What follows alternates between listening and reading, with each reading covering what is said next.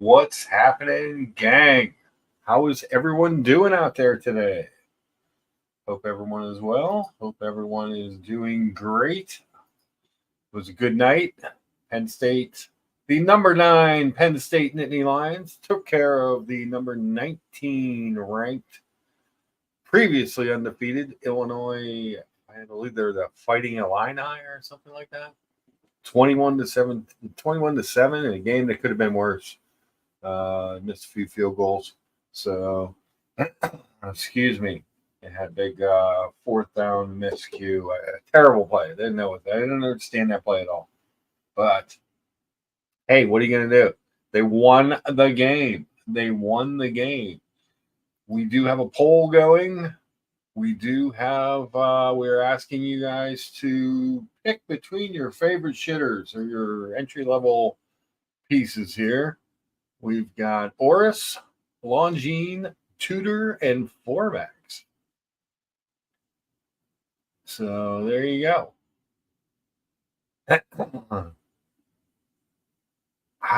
Tan says who would pick Longine? I love Longine. I'm considering getting another Longine. Longine's a great brand. A lot of history, cool watches. They take these, they get proprietary ETA movements to make for their own stuff. Spirit Zulu Time, not only a great GMT, maybe the best GMT name going. We got Logan Hall's Grill Streams. If you guys are not subscribed to Logan Hall's Grill Streams, please do. Yesterday he made tacos al pastor, and as much as I like to cook and like to think of myself as a cook, I am not making my own friggin' tortillas. This man made tortillas. God bless him. And al pastor are the best tacos going. I guess there were some weather issues, so the show got moved. I had to watch it on a replay. When it finally went on, I was actually on my way home from work. Patrick B says he is the man who voted for Longines. Good man. He's a good man. I believe they were the first 2 time zone. The original Zulu time, I believe, was the first 2 time zone watch, which is true. It's where the name came from. Watch doesn't look anything like that original time zone watch, but it was a staple of watching. Good morning, BW. Oh, I got some stuff from BW. We'll show a picture of that. Right now on the screen, we do have breakfast because, of course, this is the Luchabetic Mark Show. What would it be without starting with breakfast? So I told you guys, I promised, I try and come through on my promises that I would make corned beef hash from my leftover corned beef from the sea log. So we managed to get that accomplished. So we have some corned beef hash and eggs with some sprouted grain toast and some OJ. And then I have some stuff to make some juice and some marinades that I got from BW. So we will have to show some of that. Patrick B says no way the juice is worth the squeeze making your own tortillas. Oh, man. Yeah, you're a dedicated cook. You're making your own tortillas. And I'm a flour tortilla guy. I don't know why. I just like flour. I like the idea of corn tortillas, but the flour tortillas are my thing. Corn tortillas are a little heavier. I don't know. I feel like I can't eat. I'm eating too much tortilla. Especially because a lot of times they're doubled up. But Dear Artifacts is in the house. One of my 2 favorite artifacts. That's those being Dear and Father Artifact. Dear Artifact says that would be Tan. I think Longines offer so many great options across their catalog. Tudor is a great option at the price point, as well, but I feel like they only have the black bag. Yeah, it seems to be a one-trick pony. A one-trick pony. Speaking of one-trick ponies, um, Cowboy Ricardo is joining us. Cowboy, are you there? Hello there, Mark. Mark Lucha there, Marco. I got a technical problems here. I can't hear you so goodly. Let me see. I'm gonna back this truck back up and try to park it again. I'll be back. Okay. Patrick B says, I saw this and came to see watches, but suddenly wanted to leave and start some bacon. Of course, it's breakfast. Logan defending, he says the homemade tortillas made all the difference. I would highly recommend doing it. It's so much time. It's really right along the thing. You know how I feel about baking and measuring. It's just the way it is. Patrick B says you got to have the right tortilla for the right job, just like tools. Absolutely. We got JB in the chat. Good to see you, JB. What's happening? So yeah, we did make the corned beef hash and eggs, as I promised. I'm gonna make another sea log, that Filipino dish, because I have some stuff to use that BW was so gracious enough to send me. I'll pull some stuff up here on the. Hold on. Speaking of pulling it out. Hey there, Lucha Bedecker Marco. Yeah. Hey, can you hear me okay? I can hear you. All right, I just seen your sign there says bigger is better. You know, and we like everything bigger and better down here in Texas way. Yes, we do. Bigger is better. Yeah. Bigger is better. And I got to tell you something else there. What's that? I had to change my name. Uh-oh. To Cowboy Ricardo? Yeah, I got to be more welcoming and open. Ah. And you got to see down here Texas way, we got a lot of people from Mexico. Uh-huh. So I got to be more open, more welcome. How's that wall coming? Yeah, what they call me? They told me I got to be awake. Ah, you got to be awake. You got to be awoke. Yeah. Oh, look at that. Now, Mark, what the hell kind of breakfast is that right there on your picture screen? Well, that's not a breakfast. That was dinner the other night. I made schnitzel. All right, I guess that's part of that woke thing when you got to eat them foreign foods. Okay. All right. Well, yep. Apparently, you're one of them wokers. Look at these. This is what BW sent me. I got a package in the mail. It was waiting for me Thursday when I came home. So I got some calamansi fruits, which he says I haven't cut one up yet. I'm gonna make some juice and marinade with them. But he says they're kind of like a cross between an orange and a lime. They're Filipino, and some crunchy garlic, which was I'd made the crunchy garlic with the garlic olive oil with the sea log, the Filipino sea log I made. So I am a lucky guy. Look at that. I'm getting more worried about you because you might be more wokest than me because right there you got them mixing up and changing of fruits and stuff. But you gotta. Well, you know what? Who says that an orange must just be an orange? It could be a lime as well. What the hell's wrong with just having an apple, an orange, and a banana? You ain't got to make them all into one thing. Ricardo, we know how you feel about the bananas. All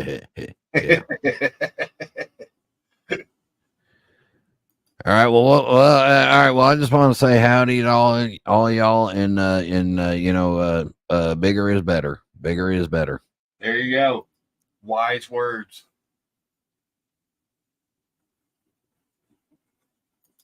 This is Patan says Brian has not lived his best life until he has purchased a two-tone tutor. I went down that road once before. Uh-huh. So you have purchased a two-tone tutor in the past. How can I change my name back? There it is. There you go. Lost the button. Yeah. So let's see. We got Mark should just do as Brian's ancestors did for breakfast, an old Charleston style shrimp and grits meal. There you go. Oh, the best shrimp and grits we ever had was actually a little coffee shop just on the edge of the French Quarter in New Orleans. Oh, I mean, it was good. I love shrimp and grits. I might make shrimp. I might use some of that fruit to marinate some shrimp and make a shrimp seal. Yeah. I don't know what that would be called. The problem with Tanzil is my ancestors did not eat shrimp because that ain't kosher That's true. That is true. unless it's on sale. If it's on a discount, then it's kosher. Cool. Dear Artifact says, "Give me a home where the buffalo roam and the dials are all pink and not gray." Hell yeah! I love that picture of your granddaughter with the tutor. That was great. You guys are on Brian's Instagram. That was one of his pics. Yeah, she was she was in 6 months old. So yeah, kind of like being married for a long time. You don't know what kind of mood she's in, and it can change quickly. It's true. But yeah, she was like, "Why are you putting this on me?" Yeah. And then everybody's like, "Oh, she's gonna put it in her mouth." I was like, "So I'll just wash it off." Yeah. It's not going to harm her, and she can't do any damage to it. It's stainless steel and sapphire crystal. Slobber resistant to 200 meters. I like it. That was a really, really cute picture. She fell asleep in her mother's arms in the pool yesterday. They were sitting on. Oh, she just sat down mom sat down on one of the steps and was holding her and splashing with her and stuff, and the baby falls right asleep in the pool. Well, there you have it. So Helgestrand says you can make a pie similar to lemon meringue with the calamondin juice. I used to have a calamondin tree when I lived in St. Pete. Very cool. Everybody's getting ready for Watch Time New York. Brian and I will not be there. Hell no. That means the average height of the attendees is going down by 4.5 inches. I thought there was a height limit. You couldn't be over 5'8" to get into Watch Time New York. It could be. It could very well be. Patel Philippe, $5 super chat. Thank you, Patel. Thanks, Tan. Appreciate it. He says, Watch Time New York put in a no hat and hoodie policy this year due to Hop on Smash Night showing up like it was a Tupac music video last year. No hats, no hoodies.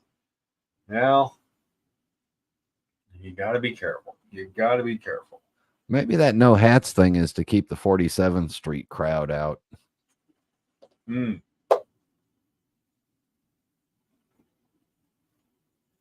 Because Carrie Budalainen is not going to be there this year.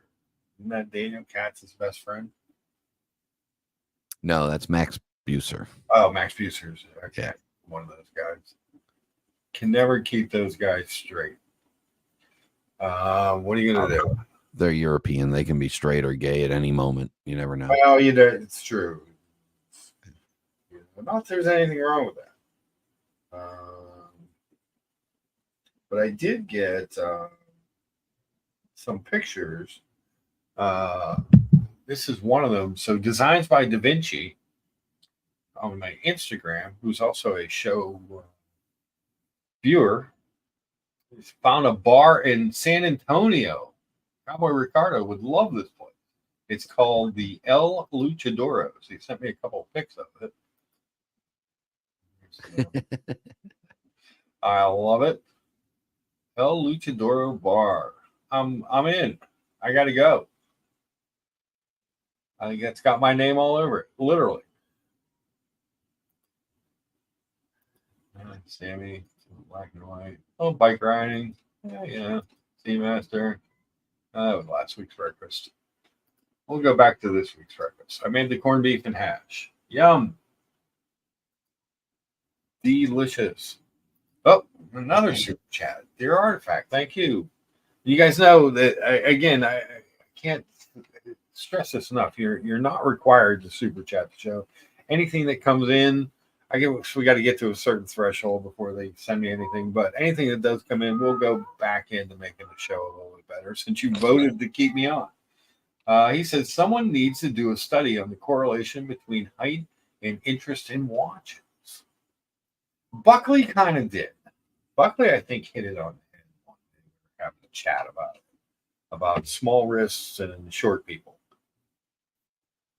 the types of jobs they have, and the types of disposable income they have, and the types of what can we say? Background growing up. If you're smaller when you're growing up, you're always kind of looking for ways where you can outflex the bullies, the previous bullies, the tall people that you grew up with. Just say it. Look, they're trying to compensate for a lack of size. All right, I can just say that. Just say it. It's trying to be nice, Brian. Small wrists, small everything, but I got a big watch. I'm a flexer. Yes. It's not even that, because most of them don't even like big watches. They all bitch about the size of the watch. It's the hobby in general is something that is not size dependent to win the flex. Oh, I mean, listen, they all want a 36 millimeter diamond encrusted Chopard. Well, I mean, who doesn't? Yeah. The Artifact says, that's too bad, Tim. My only mission is to give it to Blancpain and their insistence on limiting the only watches they make that people want. Yeah, your Artifact wants the Barracuda. He's been trying to find.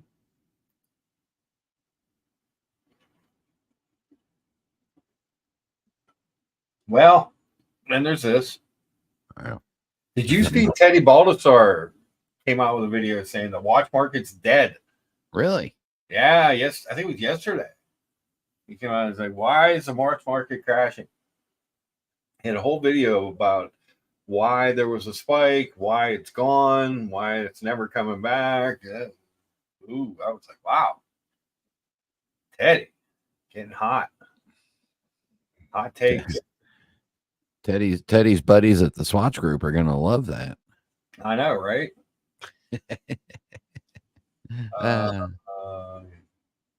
I like Teddy's videos, but he just sounds too much like me when I was doing salesman speak. Yeah. He's obviously selling. The type of loafer you wear determines a lot about your watch preferences. Ooh.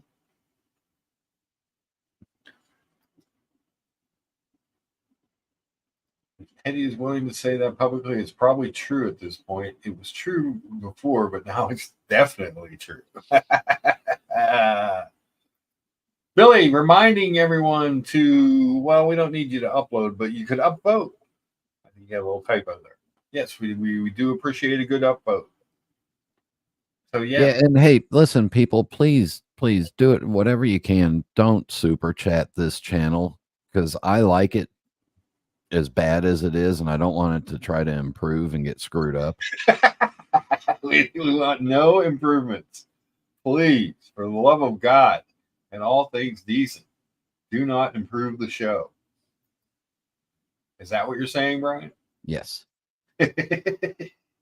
Well, you know how you find you find a favorite little restaurant that's just kind of family run and it's quaint and comfortable and the food's good and the prices are right. Yeah. And then some fancy person comes in and discovers it and says, "Oh, we're going to make it big and blow it up." And fuck that. Just leave it happy and small.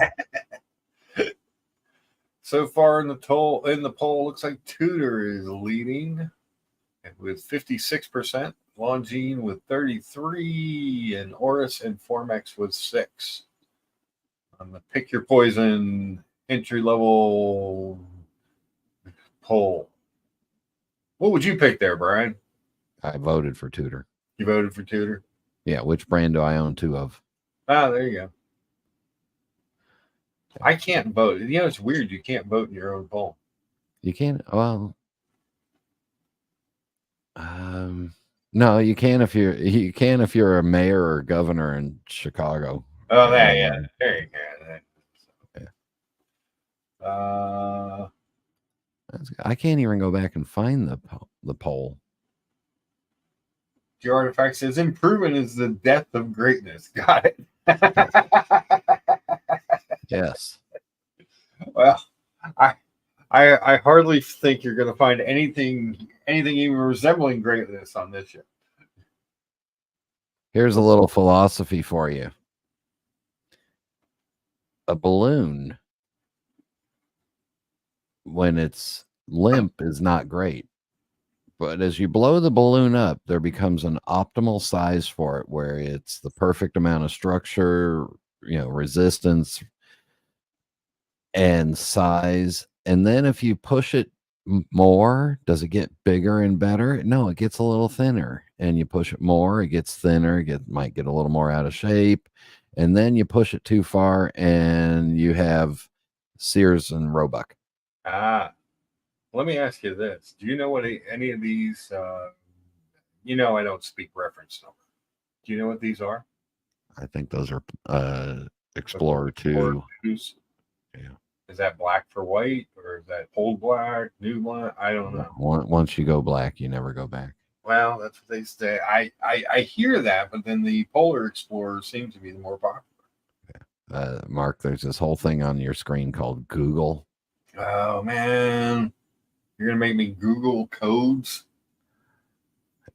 You guys know how I feel about talking in code. I don't like it. I'm not a fan. Might be Explorer 40s. When did they? Oh, that's a. So it is an Explorer 40.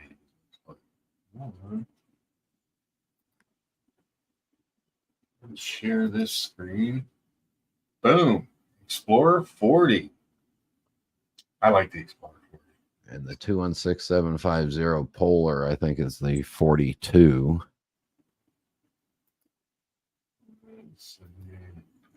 Let me punch in more codes. Who would ever thought that I would be punching in watch reference numbers? I would.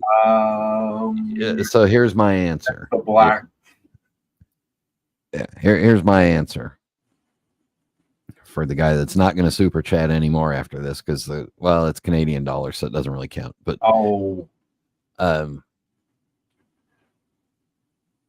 the Explorer 40 is fine if you're just freaking boring and want a simple watch.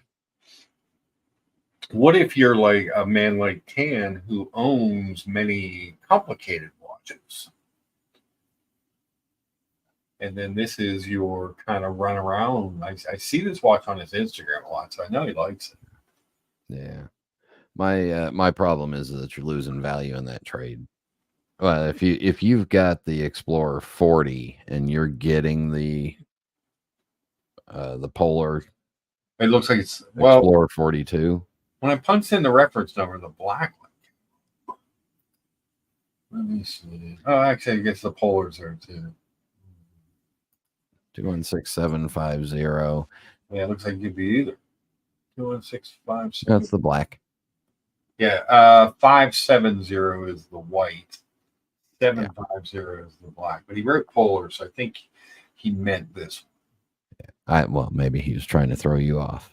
That could be. It could have been a trick question. Yeah. I mean, obviously, the answer is the bigger one is better, right, Mark? Well, of course, bigger is better. But of those two watches, I prefer the Explorer 40. So there I am. I'm just full of shit. Hey, speaking of full of shit, did you sell that $100,000 Jeep yet? All right. You want to know what's funny? That $100,000 Jeep is still sitting on the showroom floor. But a guy came in and saw it, a good customer, loved it, but he hated the Sky top, the power top. So I dealer traded for yet another $100,000 Jeep, and he took it yesterday or Friday. And so for a brief afternoon, I had two $100,000 Jeeps. Same color, same. He loved it. He had one. He traded one in, 22 or 23, and he wanted the final edition. He loved the color, and so we got the exact same Jeep basically, but with just the pure full hard top, not the Skyrider top. Dear Artifact, you were too kind. He says, Mark, you were too humble. You're definitely one of the greats. And then he wants to know if I have any skin in the MLB playoffs kicking off on Tuesday. I will watch them because I love baseball. I don't really have a favorite this year. There's I'll watch Ohtani. I'll hope the Yankees lose in the first round, that kind of thing. But hell yeah, maybe Cleveland could win. That would be something nice for them. What's their name this week?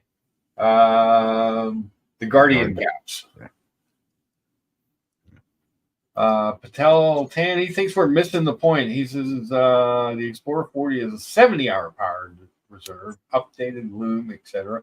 Explorer 2 is the older movement, bigger size, more complication. But Mark is right. Simple versus complicated.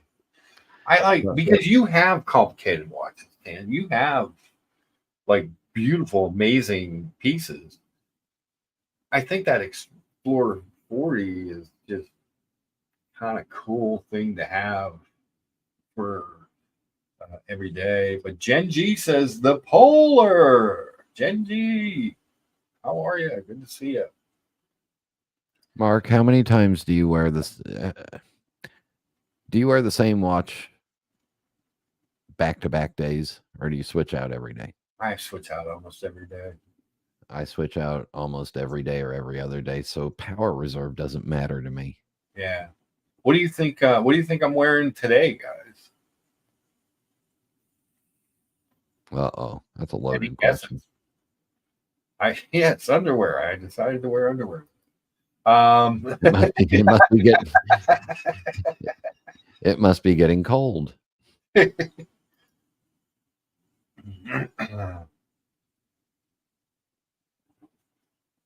The Polar does pop. Yeah. It's the same way with the with this thing. That thing just pops. So I am not wearing the Seamaster. There's a clue. You're wearing the JLC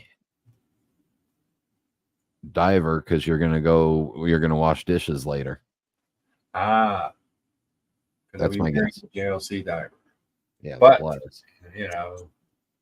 the Seamaster has better water resistance. BW says, I have the Explorer 40, love it. I've been trying to get a new Explorer 2 from the AD for a long time with no luck. Yeah, that seems to be a tough watch to get right now. Explorer 2. Gen G says he sees the inmates are running the asylum today. Well, it's my asylum. I like inmates. The asylum is running the inmates. Yes. Orco's in the chat. Anybody in the chat have a guess of what I might have on my wrist today? I'm glad you specified that. Dear Artifact says, question for the panel. If you're a rat bastard, is it okay to wear the 36 Explorer over the 40? Yes. If you're a tiny receiver. I think the Explorer 40 is more of like 39. Yeah, if you actually measured it. I've seen people do videos where they measure that thing at like 38.7. So I don't know that it's that big of a watch, but the 36 is slight. It is a slight watch. We owned the 36 Explorer for a couple months. Okay. And I felt like the size of the watch to the bracelet proportions were off. I can see that. I think it should have been a slightly slightly less bracelet to more accentuate the head of the watch. BW reminding us in these times of wokeness, we need Cowboy Ricardo back. That the PC word for inmates now is incarcerated persons. Yes. Uh-oh. We have a Niners fan. Oh, good morning, Mark Good and morning, Brian. sir. How are you? Hey, I went Hey. to the dentist. I went to the dentist this week. Oh my God, they must have been shoveling that tartar stain off of your teeth there, Brian.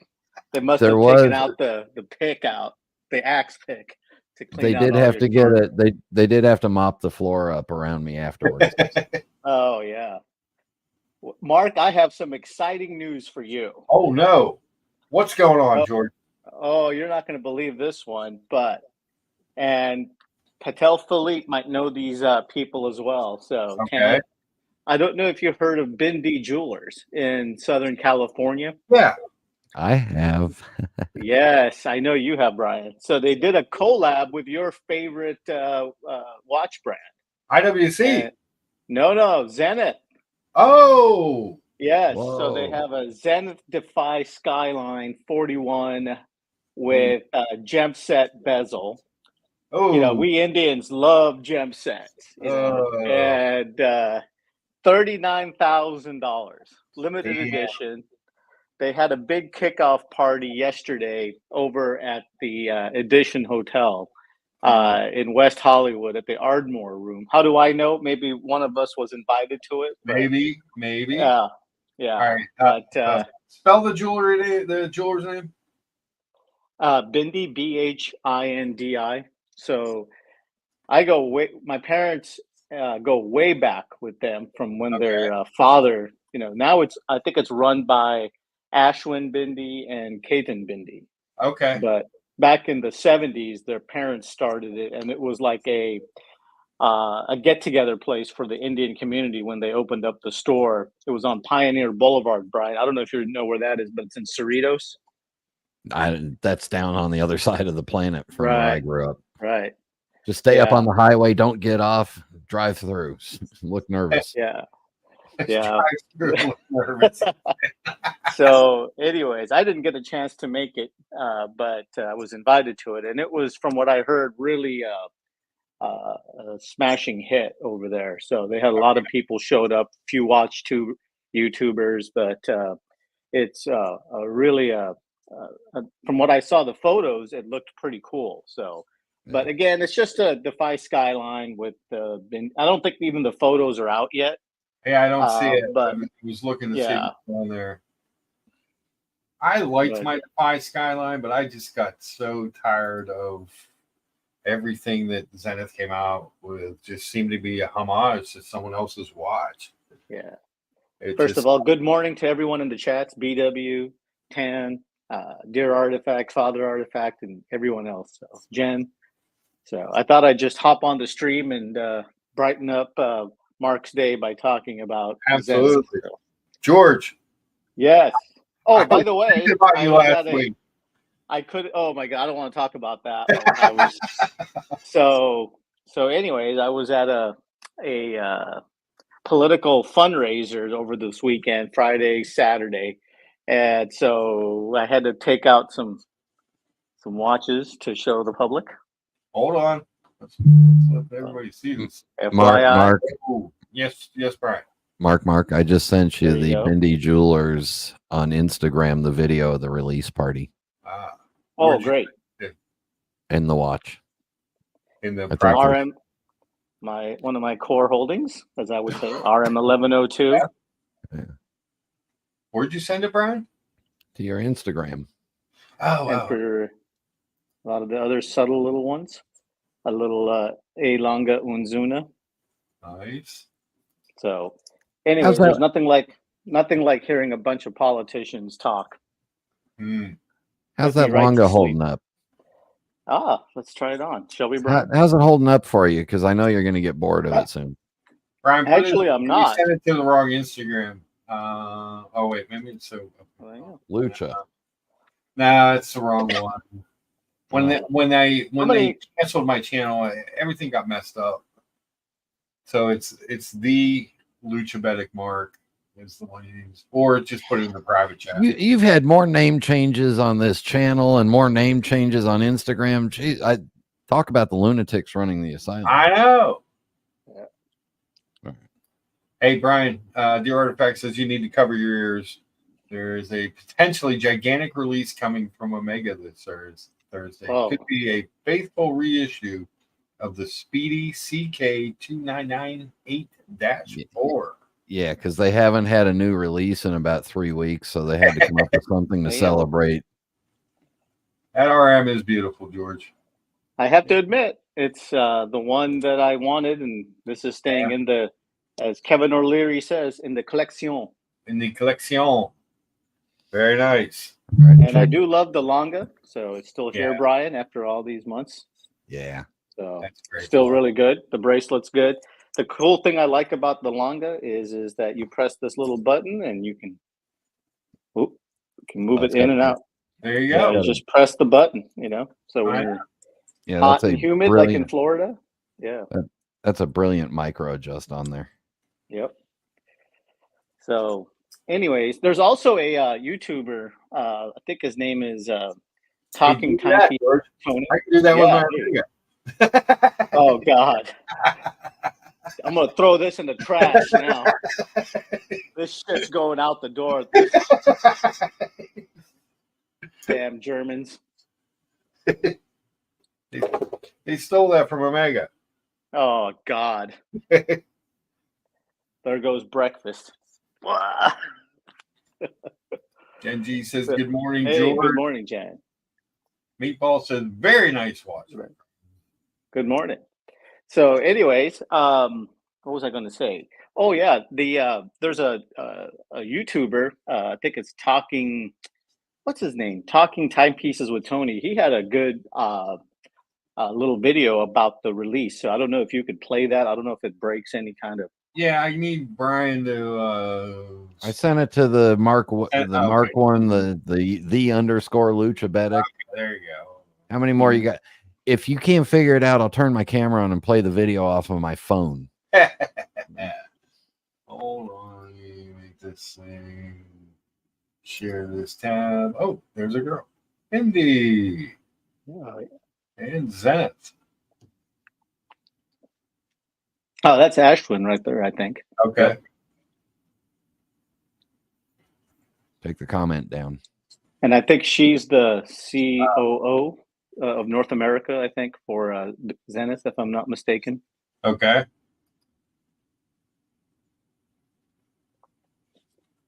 It's like a Bollywood party. Yeah. Look I at think they had, from what I heard, there was like an open bar and a lot of people, Yeah, it looks like a pretty good crowd. Yeah. There it So- is. Yeah, that's the skeleton with the gem set Yep. bezel. Mark, remember when the British colonized India, the only thing they really wanted over there was some of the spices and all the jewels. Ah, True. Yeah. True. Especially the northern India is where the most desirable rubies are from. yeah. I will say this about the Defy Skyline though. It was one of the easiest quick change straps that they're showing there, but I think we use. And the watch came with the bracelet and the rubber. Yep. Boy, they got to sell a lot of those to make up for the cost of this limited. party. It's Yeah. limited edition, I think, to like 60 is what I was told. Okay. So, Yeah. I mean, to like be 10 honest with you, I'm pretty sure it'll sell out real quickly. Yeah. Guaranteed, actually. What'd you say the price was on that, George? I believe they said it was $69,000. That's hard. Hopefully, Zenith co-opted some of the cost of the party with them. Yeah, that's a lot of money for Zenith. And it's a fine brand, but everything they've released here lately seems like some sort of homage to something else. Right. Not sure if I would purchase one, but I mean, I think if it, the thing about it is like I said with Bindi, the name Bindi is like held in such high regard in my community because they're considered class and elegance and stuff. So I'm pretty sure if they did a collab with Zenith, it had to be up to a certain level, and there's probably more to it than what I'm just saying. There's probably a little bit more different movement or something else with that watch. So it's certainly not a money grab. BW says, "Who is buying a $69,000 Zenith?" Yeah, he's Kyle surprised Lee, actually. yeah, Hey, Kyle Lee says that you're a scholar and that RM looks fantastic. Also, hey, that thanks, Kyle. Hope great. you've been well. Billy says, see, Billy agrees with me. This is why I sold my Skyline because they were going in the toilet. You know? I mean, I was like, wow, this watch is not going to be worth anything. Not that the value is the be all end all, but geez, oh man, it's a fine brand, it's a good watch, but if you need the money, you cannot sell this watch. Collapses worse than anything. It really, really is. It stainless? I don't know. I would, like I said, I was planning to go to it, but then other stuff happened. I don't know if it's stainless or if it's white gold. Yeah, it looks like they're stainless case. Yeah, it does look like stainless on some of the Yeah. photos I saw. It is, like I said, $69,000 for a stainless steel with sapphires. It's a little, A little steep. Little yeah, it'll be kind of interesting. steep. Hopefully you don't need to sell, but you never know. One day you might get bored of it, and that's a watch you're probably going to get 35 cents on the dollar.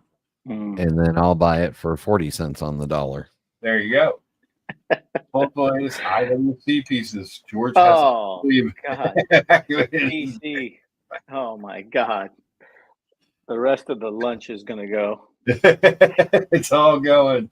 Wait, pull it up. I've been a little bound up lately. I could use I can't pull up IWC while George is on the panel. It's in the bylaws. BW says, I have a beautiful old Zenith El Primero rainbow flyback from the mid 90s. Really great piece. Yeah, there's nothing wrong with their watches. It's just, right. It's their. First of all, I wanted to ask Brian, hope everything was okay with you during the tropical storm. Yeah, our old neighborhood up in North Carolina got it way worse than we got it here. Yeah. We got 3 inches of rain and half a trash can of branches. My sister lives in Tampa. She lives by the Bay Area there, and a couple of the houses next to her house is set like about 6 feet above ground. So she got lucky, but 2 of her neighbors, water got in there, and it's all flooded, and it's a mess. So, oh well. There you go, George. Brian's IWC. Excuse me, I just need to go to the bathroom real quick.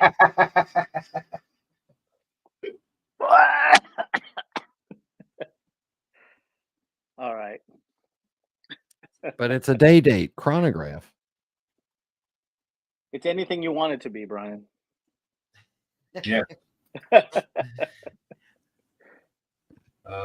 Jen G loves that watch. Oh, Jen. Oh, well.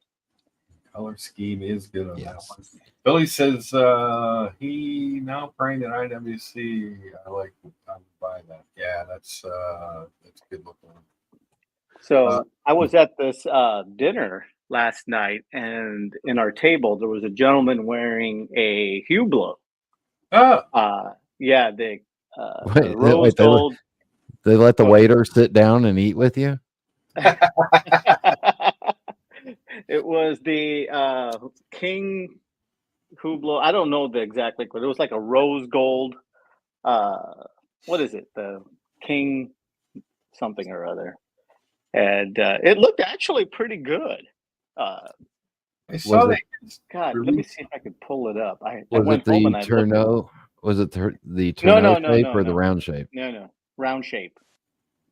So They probably a just Big released Bang Big Bang, Unico. Unico. Yeah, it's the circular shape, Mark, not the tuna. Okay. Not the original Yeah. RM. Sorry, got the Yeah, wrong. they just released this thing. Right. Save our rhinos, Africa and India. Okay. Yeah. By what? Buying ugly, overpriced watches? Yeah. Yeah, I mean that's one way to do it, I guess. Okay. It's not bad looking. Let me see if I can find it. I know. Let's see. I was gonna look one up too. It's a Hublot. Yeah, it's the Hublot. Let me see. I can Look up find the it. Big Bang Unico Rose Gold, probably the 44 or 45.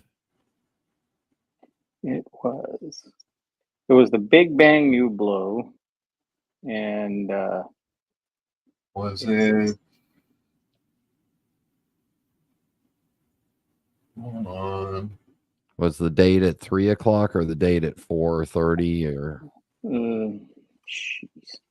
I think the date was at like Brian, I can't recall. I'm sorry, I didn't take a close look at the watch. Was I it don't even something, know if it had. It was like a was it chronograph. something like this? Yes, kind of like Uh-huh. that, exactly like that one. Yeah, it was about 44. It looked like it was like a big watch, so it was like maybe Yeah. 44 millimeter. Is that what that is? I think so. One of the other things said something like that. I think they make them in 41, 42, 44, and 45, This one's a 48. and Oh, 48, and 50, and Wow. 51. Jeez. Damn. Yeah, that was like that, exactly like that. But I couldn't get a close look at it because Yeah.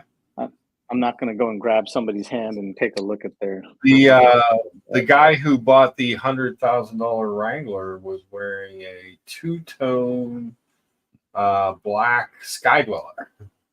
Hmm. It's a good looking watch. He liked my Yeah. JLC. He was just trying to say nice things so he can get a better discount. Is that what it was? There was no discount on a final edition 392 Wrangler though. Right.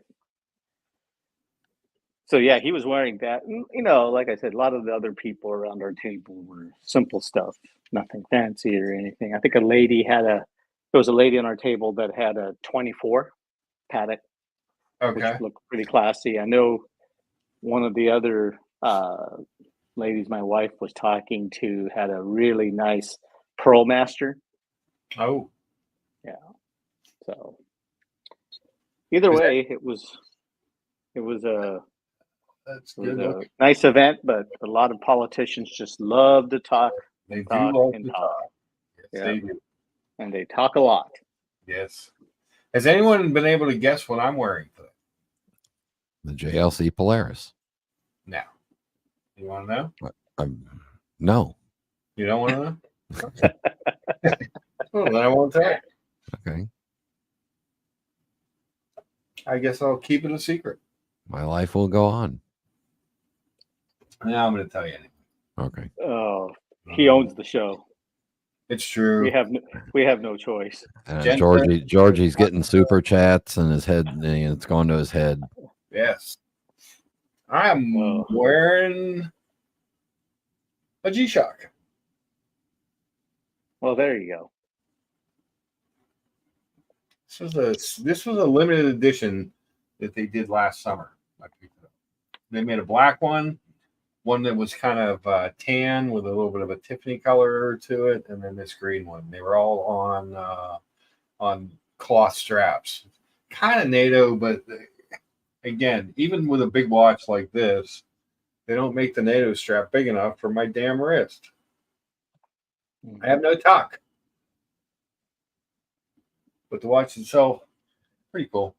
Can't you just steal a seatbelt off of one of them Jeeps that's broken down in service?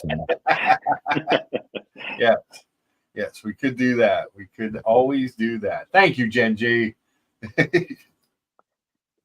Yeah, Yeah, I threw this on this morning because outside with Sherman, the blind double dapple dachshund, and hanging out. So yeah, we did that. Yeah, I'm not a big Hublot guy. This new thing that they released wasn't bad looking, but this one, like, I don't hate them, but I don't really like them that much. I've had Mark, can you go back to that Tuno shape one that you had? Yeah. From Hublot. What was the price on that thing? Hold on, let's go. Out of curiosity. Let's see. $110,000. There you go. And by the way, this hat is a commemorative 49er hat from their first home game at Levi Stadium. Aha. Yeah. Very nice. And conveniently located in Central California. Right. Yes. Far away from San Francisco. Yeah. Yeah, that's I was shocked last week, George. I was shocked. I was crying actually. Yeah. With his banged up, I mean, the 49ers have a lot of injuries too, but nothing like the Rams. yeah, the Rams did. It's like nobody was playing. And I was just shocked. And then the Steelers, I wanted them to go like 1-16 this year, and of course they're 3-0. Can we get a close up of this Hublot real quick? I just want to see it. Can we get a close up of the rainbow sapphire version of this? Because I love it. I must be George. I must be part Indian somewhere because it's You just must so be. blingy. Yeah. Welcome to the club. It looks like as big as I can get it. Now, I'm no, expert in watches by any stretch of the means, but I'm just saying, it's awfully close, isn't it? I mean, you think? Yeah. But, It looks, hey, you guys look, both RM and Hublot ripped off Frank Mueller, so shut up. Oh, by the way, didn't Frank Mueller, speaking of Frank Mueller, didn't they have a new release too? Every other I thought hour. I thought they had something that looked actually pretty nice. But the thing about Hublot that gets me is like it's that kind of stuff right here that you're seeing. It just looks, the proportions don't look right. The pricing is crazy. Everything just looks cheap.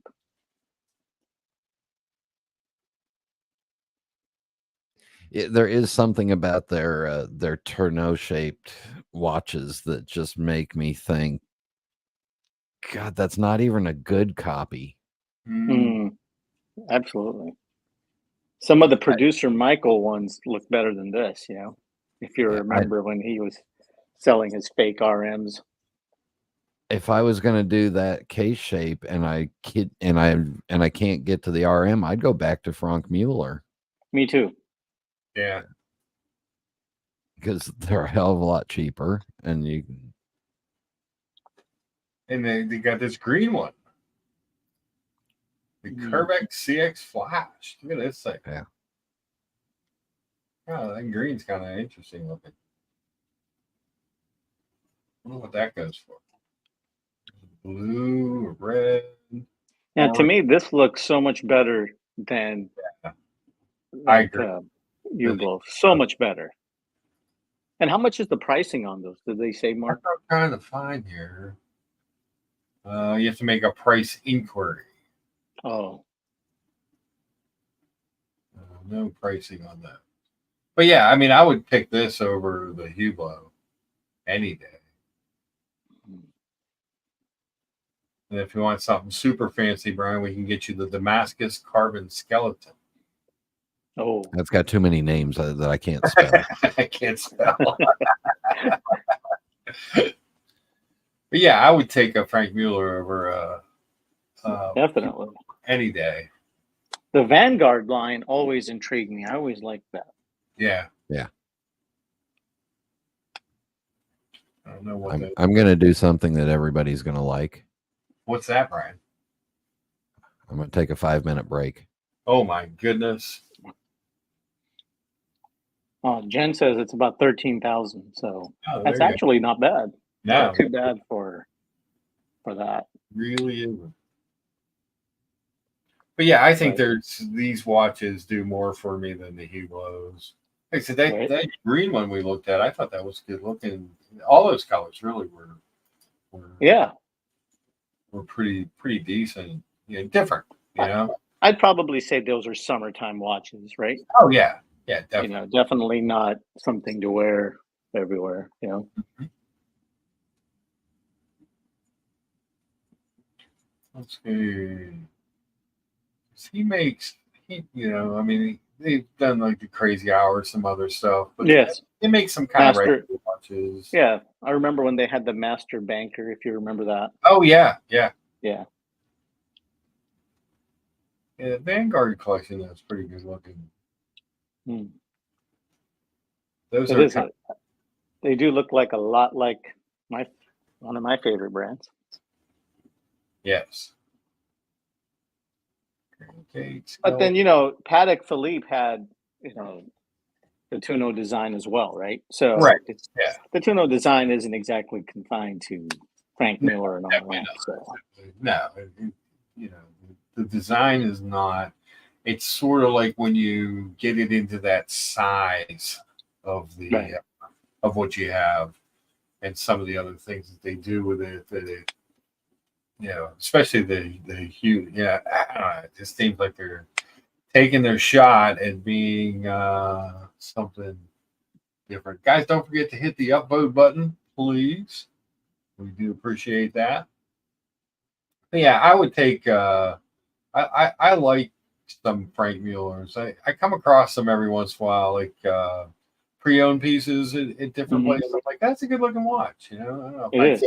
you know, I don't know if it's something I want to spend my money on, but they're not. It's not like they're bad looking pieces or they're not creative. He did the Crazy Hours and stuff like that. Right. I mean, they've done some interesting things. I'm not crazy about the skeleton so much, but I just never been into a Frank Mueller boutique yet, so no, me I'm either. kind of curious. Yeah, I'd be curious to see what all's there. See, like that Vanguard that you're seeing there, it looks like, you know, like a carbon TPT or like DLC coded RM from a distance. You know what I'm saying? Yep, Minus the hour mark, minus the numbers on there. Yeah. exactly. Otherwise, if you look at it, you'd swear that's an RM. Right. If you saw that watch at a distance, you would think you're either thinking that guy got an Invicta or an Right. RM. Right. You know? Jen says the So, Curvex CX 36 in blue is nice. hmm. Is that one of the I don't first? know if you saw yesterday. I was like listening to Archie for a few minutes while I was getting ready, but they had a great discussion about. Did you hear about that guy who worked for Sotheby's, whose house got ransacked? No, I didn't And yeah, I forgot his name. Maybe if Tan is still on the stream, if he could like type in his name. But I didn't get a chance to listen to all this, but I was just listening to their discussion, and I thought it was a pretty good discussion. And he's like, I think it was in Monaco, if I'm not mistaken. His house got robbed, and like they took like his uh, vintage watches, and they literally took down his artwork and threw it into the pool. And Oh you know, shit. it was on Instagram. I don't follow the guy, but Yeah. it was mentioned. And, you know, I guess there was like I guess the safe that he kept the watches in was broken into. Even though he claimed that he had security and everything else Yeah. and what have you. And I'm always curious to know is why on God's green earth would you put that kind of watches? Yeah, there you go. Thanks, Steve. Alexander Craft. Yeah. Thank you, You Steve. know, my only question on all this is like, you know, I have insurance. My insurance company will not allow me to keep that amount of Right. watches in the house at any time, under any circumstances, you know. So That's I don't why. understand how you could have, six, potentially seven-figure watches kept in your house, even if it's under lock and key and you have high-tech security and everything else. George, what are my favorite days? When you come on the show and say, "Hey, I was at the bank. I switched out some of the watches." And you pull out a whole like a new. You know what I mean? Well, let's say hello to a few people that have just All jumped right. on in the chats. We Let's got say hi to Steve Stephen L. Johnson, EDC, Stephen L. Goldfinger's in the chat. Johnson, Goldfinger. Good to see you. Johnson, yeah, always good to see you guys. Genji says Sophie from Instagram was robbed during watch days. Is that Sophie? I think I followed her for a little bit, but she got a little bit of annoying, and she likes. She's not really into some of the watches that I like so much.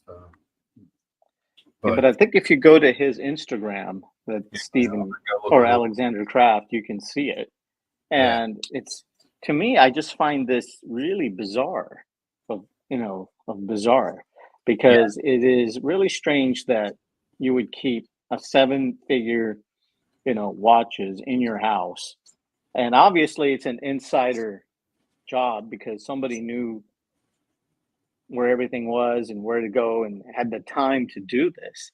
Right. So it's kind of, it's like I said, the whole thing was bizarre. And I don't think it's an insurance stunt because that would be criminal in any country, especially France. So can't. Yeah, and exactly. And for that to happen in Monaco is even crazier. Yeah, I don't see the theft stuff. He's got a couple. He's got Alexander Kraft. He's got Alexander Kraft Monaco, but it doesn't. I don't see the theft stuff on there. Bad news. What's that? I'm back. Oh, Brian. Brian, did you see? We were just talking about the guy Alexander Kraft. Did you hear about his robbery at his house in Monaco? No. So we're trying to pull it up on Instagram, and it's pretty interesting because supposedly his house got robbed, and he has like a collection of like vintage Daytonas that were stolen, about 6 or 7 of them, which probably were in the 7-figure price range. But what was more interesting is the artwork was taken down, cut away from the frames, and thrown into the pool. Huh? Yeah. I was listening to this when I was getting dressed to go to my event last night on Archie's stream. I couldn't get a chance to finish listening to it, but they had a pretty good discussion. Yeah. And I'm trying to figure out, who this guy is, because I never heard of him. I think he worked for Sotheby's or Christie's or some He's auction owner and CEO of Sotheby's France. Owner and designer at Alexander Kraft Monte Carlo. But none of the neither one of his here. I'll share it, but neither one of them have. They both basically kind of have the same pictures. Maybe he took it down. I don't know. Yeah, he must have taken it down. But it was at his house in Monaco that he was robbed at. I don't think he was there at the house. Obviously, was it Monaco or Monte Carlo? I think it was at Monaco. Okay. Yeah, both his Instagrams have kind of the same stuff, but he may have taken that stuff down. Yeah, I think he probably took it down for legal reasons. Yeah. But they took, like, it wasn't just one piece of artwork. I saw like 5 or 6 frames that were removed, and the paintings were removed, and they were thrown into the water, and the safe had like glue everywhere, and it was a pretty good industrial safe, it looked like. But I mean, obviously they had time to cut into it, so you don't know exactly the type of security he had or what's going on there. But the fact that he kept all these vintage Daytonas there, which I think from the photos that he showed briefly that I briefly saw, looked like they were at least in seven figures. Yeah. Is amazing to me. Well, exactly, Kyle. Use a safety deposit box, a bank. The insurance doesn't care what bank you pick. Does your insurance? Do they have any requirements for the bank? Yes. Well, the only thing that they require is that the safe deposit box be not on the bottom floor, the bottom of the safes, their boxes. It has to be middle up. Middle up. Preferably in the middle range. They don't want it too high up because they say they're really specific. Chubb is really specific about this stuff. They don't want it on the bottom floor just in case there's a fire and then it floods up with water. It could still seep in, but they don't want it too high because when the sprinkler system turns on, it could get into the safe deposit box itself. So they say a harmonious area is right in the middle. Kyle D says maybe he's so rich that he just self-insures. That's madness. Yeah, that's kind of crazy though. That's actually arrogance too. C. Martin says, who would intentionally ruin artwork? That is the real crime. Yes, that is terrible. Who would do that? I would agree. I would agree with that.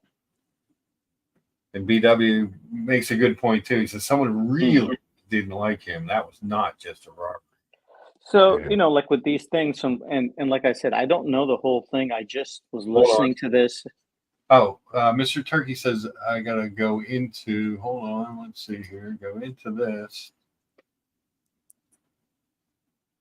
Oh, okay. So that's him giving. Oh, geez. Oh, there you go. There you go. Can you blow that up at all, Mark? Full screen. Nah, that's as big as I can make it. Oh, okay.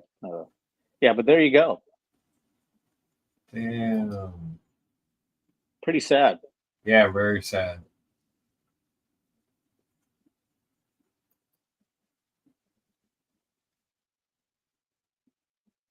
Yeah, they tortured that place. That looks like a Picasso. Oh, wow. There's the safe. Yeah. See, there's the safe.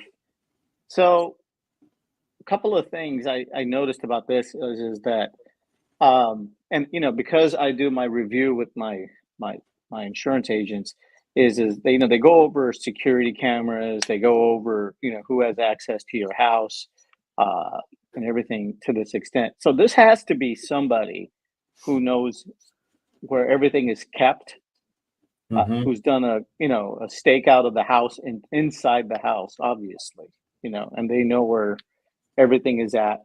And the audacity is this: if he had an alarm system, why were usually most alarm systems are connected to your cell phone. Why weren't you alerted and the police alerted, right? Where was he? He may not have been in Monaco at the time. And then why would you leave your watches in a foreign country in a safe? Yeah. Let's see. After a long week in Monaco. Oh, he's in working in.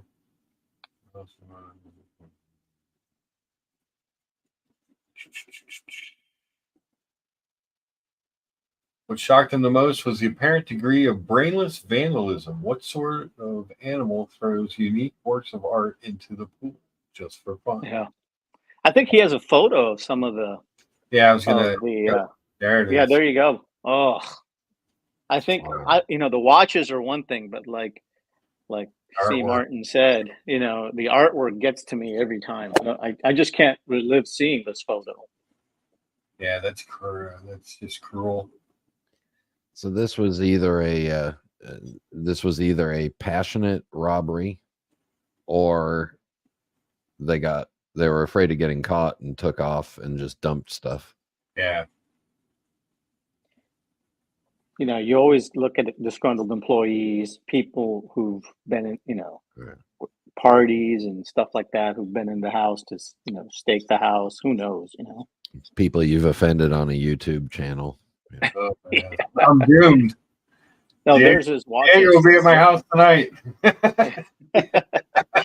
Well, there's I think these were the watches that were stolen. Mark, take a look at Yeah. these. So I thought it was 6, but it looks like there's like 8 of them. Yeah, Oh, geez. there's your old classics. Classic Daytonas and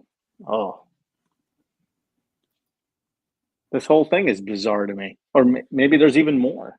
Yeah. Oh man, they got a loot. And Geez, there's more. I thought it was just Daytonas. So this is really. what's that Tissot and Chapard doing in this picture? You have old Tudor Submariner, like an old Tudor Submariner down the bottom right. Wow. That's crazy. Ralph Lauren's, Hermes.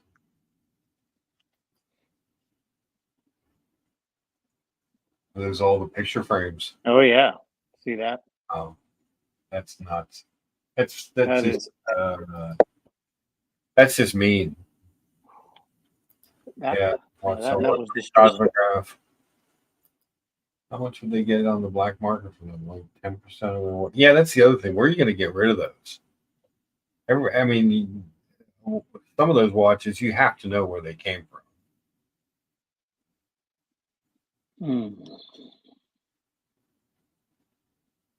Yeah, I was like I said, I was just looking. I was listening to this last night, and I looked through these photos, and I was like, the artwork was like unbelievable to me. Yeah.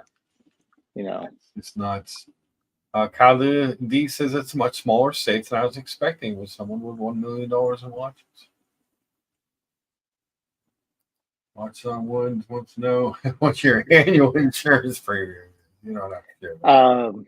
Yeah, so One and a half. Let's just say it's a lot. No, George, the answer is 1.5%. Yes. You know, but the reality is when you're talking about insurance companies and stuff, you know, Chubb, I can honestly say is you know, they said whatever the market value of your watch is what we're insuring. So on a quarterly basis, my agent and I review watches, and he's a watch aficionado as well. Oh, so cool. some years my premiums go up because it goes up, and some years and quarters it goes down. So it actually works out pretty well, and he does a pretty good job of it. And it's, you know, Chubb. I have friends who have Chubb, and they always tell me it's having real insurance. Yeah. You know, because they don't fight you tooth and nail. You pay the premiums, and you get, you know, your money that within 24 to 36 hours. So you pay for what you get. This is the picture that gets me. Oh, I can't even imagine, you know, I just can't. That's just mean. Just mean. Watch Someone says, I may have to try Chubb. I'm having problems with mine, paying 3.5% for the majority being in the bank and not being able to withdraw them to where. Yeah. Well, Chubb's a good insurance agent. Who do you have now? Watch Someone. Yes, that would be the question. There's Jewelers Mutual. I think they're out there, right? I was looking at them, but I have most of my friends have Chubb, and they said go with Chubb. Yeah, you might pay a little bit more, but Chubb. Mm-hmm. Jewelers Mutual. I know a lot of people. It depends on what you have too, because a lot of people will take out a rider on their homeowners. Yeah. For that kind of thing as well. But if you have a lot of stuff, you want a separate policy with a good company. Right. I'm waiting for Wonder Care. This seems to me like this was done. Obviously, he wasn't there at this house. Right. Either he might have been around Monaco, but that doesn't make any sense because obviously this took a decent amount of time. And according to his little note that I've read, he has security, alarm systems, etc. There's just something not So clean he about says in this. here, so he says, after having shared my normally extremely private personal country retreat with a close group of very dear, like-minded friends during the Sotheby's Realty France rally, I was devastated to learn. So he recently had a bunch of people at the house, it sounds like. Yep. That's terrible. So maybe one of those people. Yeah. You Or don't one know, of right? those people said something to one of those to someone, or you just Yeah. don't know. Descri- Usually, when you see something like this, it's probably somebody you know. Yeah, 'cause this seems to have a level of Oh, vindictive hey, personal. Yep. happening. Yep. Disgruntled employee, Yeah, uh, jilted girlfriend, et cetera, et cetera. Hey, it's the 21st century. Jilted boyfriend. Boyfriend. Yep. there we go. Yeah, like that, But, all that That- torn up, and it just yeah. An angry blind dachshund. Yeah. yeah. Yep. And Well, look at the guard dog he has. yeah. Okay. Wow. Yeah, I wonder what kind of security system he had. 'Cause you would imagine he had something really nice. That's terrible. Very shady. Yeah. Make sure. And Monaco is really, real tight on security, and it's crime is really low in that area. Yeah. So this is like really kind of out of the norm, shall we say. So Watson Wood says he has a complaint in with his current insurer at the moment, so doesn't want to mention them. But they missold me insurance, told me I could freely withdraw and wear pieces from the bank and it would be covered. Turned out on renewal, they were never covered when withdraw. Oh, geez. Yeah. Yeah. Oh, very much boring side of watch ownership. Thanks for mentioning your company, George. Yeah, I know a lot of people that use Chubb. A lot of them got into Chubb through Hodinkee originally. I know that too. So Chubb's a good insurance company. I've never heard bad things about Jewelers Mutual, but I don't know that they cover to the extent that Chubb does. Yeah, to the amount. So it really depends on the size of your collection, what you're trying to insure. Yeah, and I'm not sure. I think one of my friends, and I don't know if they still have this company, but it's called Cincinnati Financial. Okay. And I don't know if they still do watches or not, but Not was individually. You have to have the homeowner's policy with them as well. okay. There you go. Brian It's the knows, Cincinnati group. They do total insurance in some states, partial There you in go. others. They don't do anything in the state of Florida. Okay. Guys, we got 30 people watching and only 20 Wow. upvotes. Upvote if you like the content. The upvote, please. So anyways, all right. But only because you said please. All right. Yeah, that's a shame. That sucks. Oh, Yeah. Mm. I want to see how we're doing on the shitter poll. Tudor way out in front with 69%. Longines with 22, Oris with 6, and Formex with 3.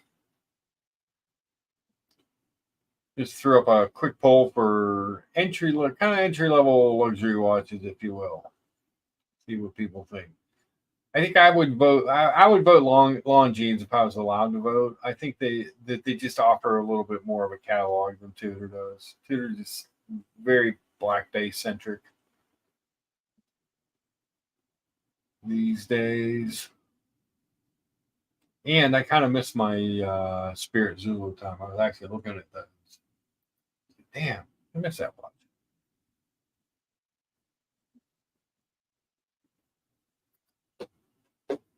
I had the green bezel that my brother has now. I was actually looking at the blue one.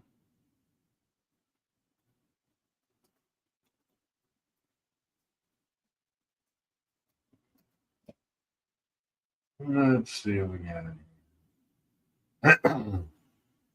Well, let's see if we can't pull one of these suckers up.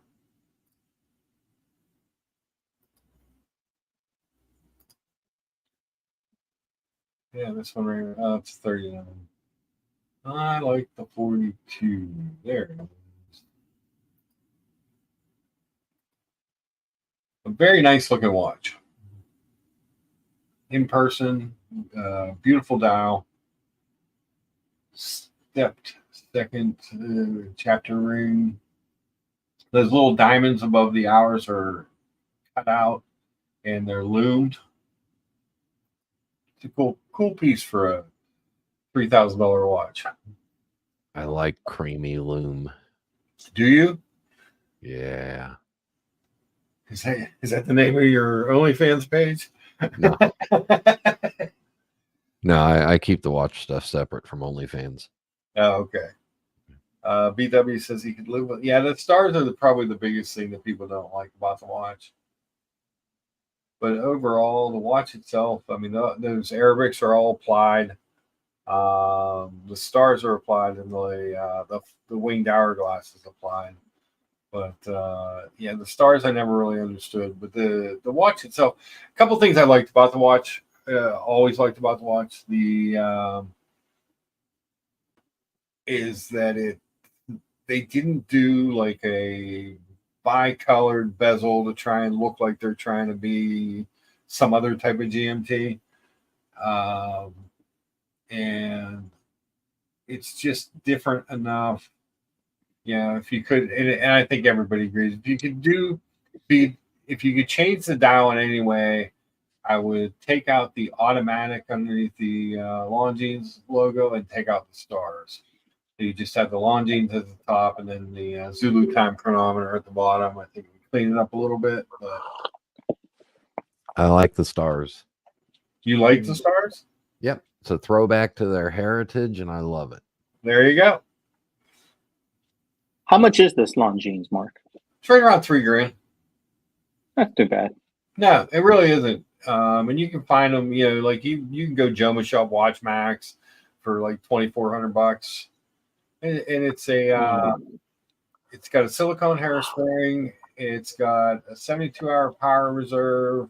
It's a Flyer GMT, so it's the jump hour hand. Mhm. It's just a nice watch. I voted for the Oris, actually. I'm a big Oris fan too. Me too. Oris. I like I like Formex too. I think my buddy just picked up a Formex Essence. I can't wait to see it. Can you show a picture of that? Because I've never seen one. I don't know. Oh, you never seen one? Yeah, absolutely. No. Yeah. So Formex is a kind of independent company. Swiss. Are they Swiss made? Where are they? They're In in the U.S.? They're in Switzerland. Hmm. He just picked up this white one. Doesn't look too bad. No, so it's actually a really nice. It's a nice watch. It's got that case on it. I don't know if they show a picture of the case.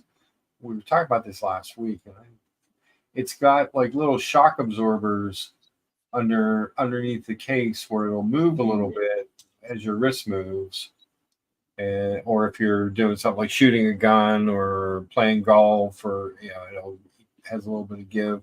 It's chronometer certified. It's a Solita, but if you're drilling a root canal and you're getting that vibrations, it won't really bother the watch. Exactly. You can get blood on it. Yes. Yes, I know that one. Yeah. Yeah, the suspension system. They have a little suspension system Nice. that absorbs. How much are we looking at? This watch is like $1,500. Hmm. It's really a deal for what it is. You can get a Long Island watch carries them. Let's see, $1,590. Okay, they went up a little bit. $1,590. Yeah, But and That includes all your taxes and duty. Like if you order from them in Switzerland, their deal is that all your taxes, duties, all that, and shipping is all included in that 15.90. There's no extra charges. It's not bad. No, it really isn't for what. And you what get. size is it? Is it a 40 millimeter? 41? This one's a 43, but they also make a 39. Oh, nice. Yeah. So the Essence comes in the Stratos UTC is their new one. They have the Reef as their diver, but they in the Essence you can get a 39 or a 43. And the 39 they usually offer more special editions, special colors. Like they did this one for Scottish Watch Club or whatever they're called, Scottish watches. Looks pretty nice. Yeah, with the aventurine dial. And then the back, they put a luminescent back on it with like a Scottish castle. Thought was kind of cool. Yeah, they do interesting, nice work. They're not, super duper high end or anything, but what they do well. Yeah. I always wish they did this one in a 43. They do this one just in the 39, but I always thought that was a good looking piece. What's the one in the burgundy dial? Is that burgundy or am I? Yeah.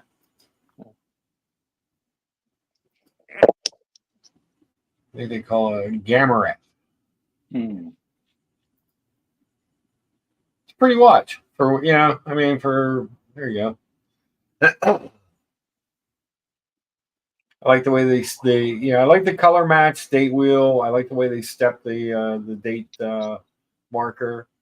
I like the fact that they're all chronometers. And they do some interesting things with their bracelets as far as sizing and micro adjust and stuff. They, for what they are and where their price is, it's actually a pretty good value. Watchstone Wood says the Malachite dial is perfection. Yeah, we'll look at that here in a second. Bezos in the chat. They're actually pretty impressive, just not a value buy at retail. Yeah, you want to find a discount. Don't mention the G word, Mark. The YouTube police will come after you. Yes. Well, you can say the word, you just can't show the tool. Yes. Do not mention God. Yes. YouTube hates that. Especially on Sunday morning. Dial. There it is. This is a beautiful watch. This sells out all the time.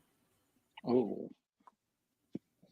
But again, for what it is, you know what I mean? Like for the company, that's just a beautiful piece. You know?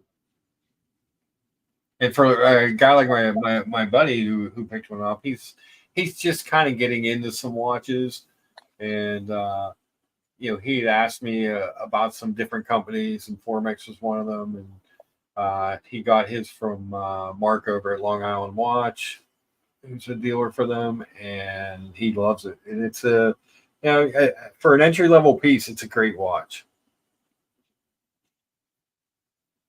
I just really I always thought they did a nice job with their stuff. Yeah, not crazy expensive, but you get a lot of bang for your buck. I think. I mean, it's not something you're getting out of, or anything like that. But if you need a watch, it's hard to beat something like that. The unfortunate reality, says DR Artifact, is that when you have a company over, they may be amazing people, but they may have extended family or acquaintances who are not. That may be the case with this theft. Yeah, you wonder. Most likely. Who got an inside look? Because, like you said, George, it looked like they knew where they were going and stuff, and what they were going for. So it does make you wonder, what happened. Speaking of criminality, yes, yesterday afternoon, I popped onto my Instagram, which I rarely do, and I get a message from a friend of mine who happened to attend the Toronto Watch Show, which showed our good friend Stefano Della Costa, Whoa. aka the Watch Wizard. Hmm. Yes. Yes. Uh-huh. Yeah. Walking around, introducing himself. And he looked pretty damn healthy to me in the video. So that was at the Toronto. Yes. What now? Yes. Bezos, Yep. Bezos. He's in Yeah. Toronto. Yep.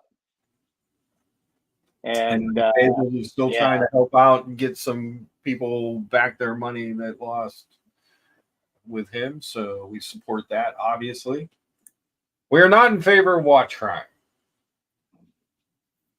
or whatever, I mean, it's a crime what he did.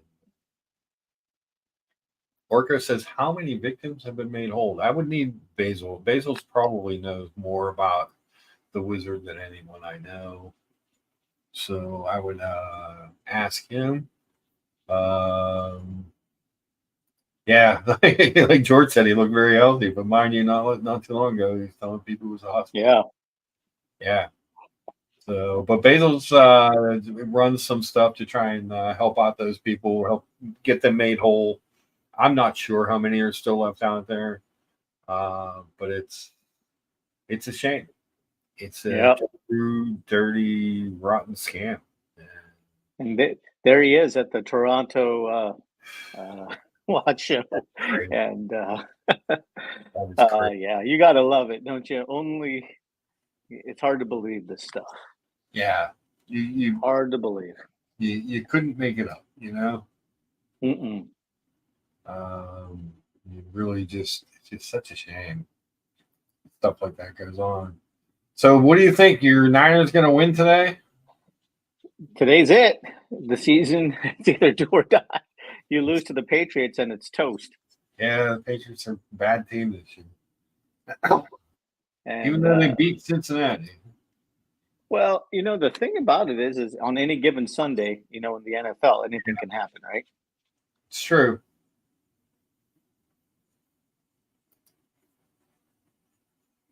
I think who does the Steelers play? The Colts? Yeah, the Colts. Yeah. Basil says he thinks Stefano is lonely. Mm. He lost all his online friends, I'm sure. Yeah. Nobody's going to bring him on their live stream. Did you watch that Georgia-Alabama game? I was actually watching Penn State and Illinois. Oh. And then I was shocked because after that game, I went and let Sherman out and gave the cats and him their treats and did my nightly routine. And I'm like, I would look at the scores. And Alabama was up so big in that game that I thought I just didn't even, think to go watch the end of it. And then I was like, holy crap, that's became a close game. Alabama has a 17-year-old cornerback. Yeah. Who had 2 INTs, including the game-stealing INT. Clincher. It's amazing. Yeah. 17 years old. Yeah, dark. Yeah, like I said, it was wasn't the whiteout, but it was whiteout a Jace game because it was a Saturday night game at Happy Valley, and the crowd was going nuts, and they killed Illinois in the second half. So I hopped on for the Sunday Brian morning. Williams. Yes. For the Sunday morning pick'em. Oh, you ready for the pick'em? Yep. Oh, shall we start? Yeah, let me pull up the games. Let's pull up the slate because we haven't done it every week. Yeah, I've got Denver and the Jets at New York. Hold on, let's see here. Where's my schedule?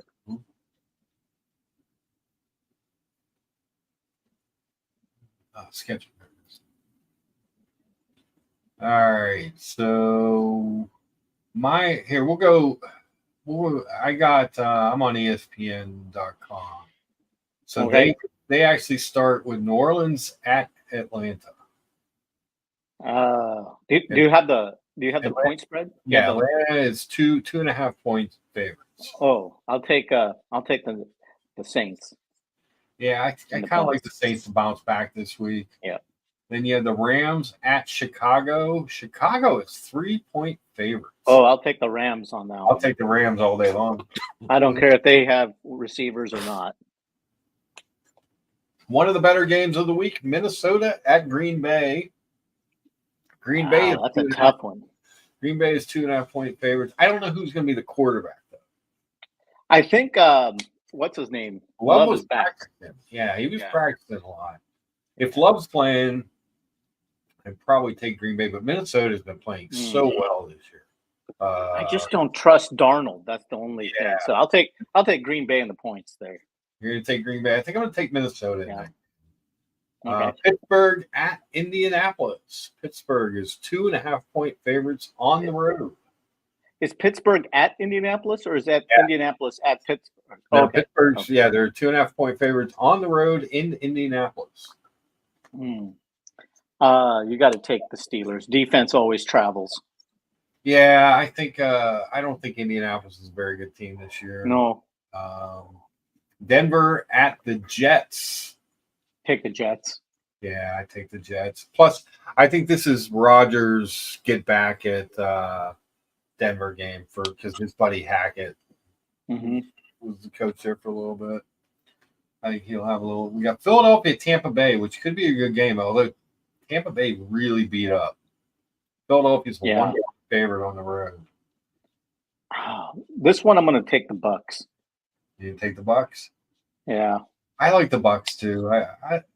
I'm a closet Baker Mayfield fan. Me too. I don't think he's like a superstar, but I think he's a good quarterback who really got jobbed in Cleveland. And his last year in Cleveland, he was playing with that broken collarbone and separated left shoulder, and he kept going out there every week, and they just roasted him for it.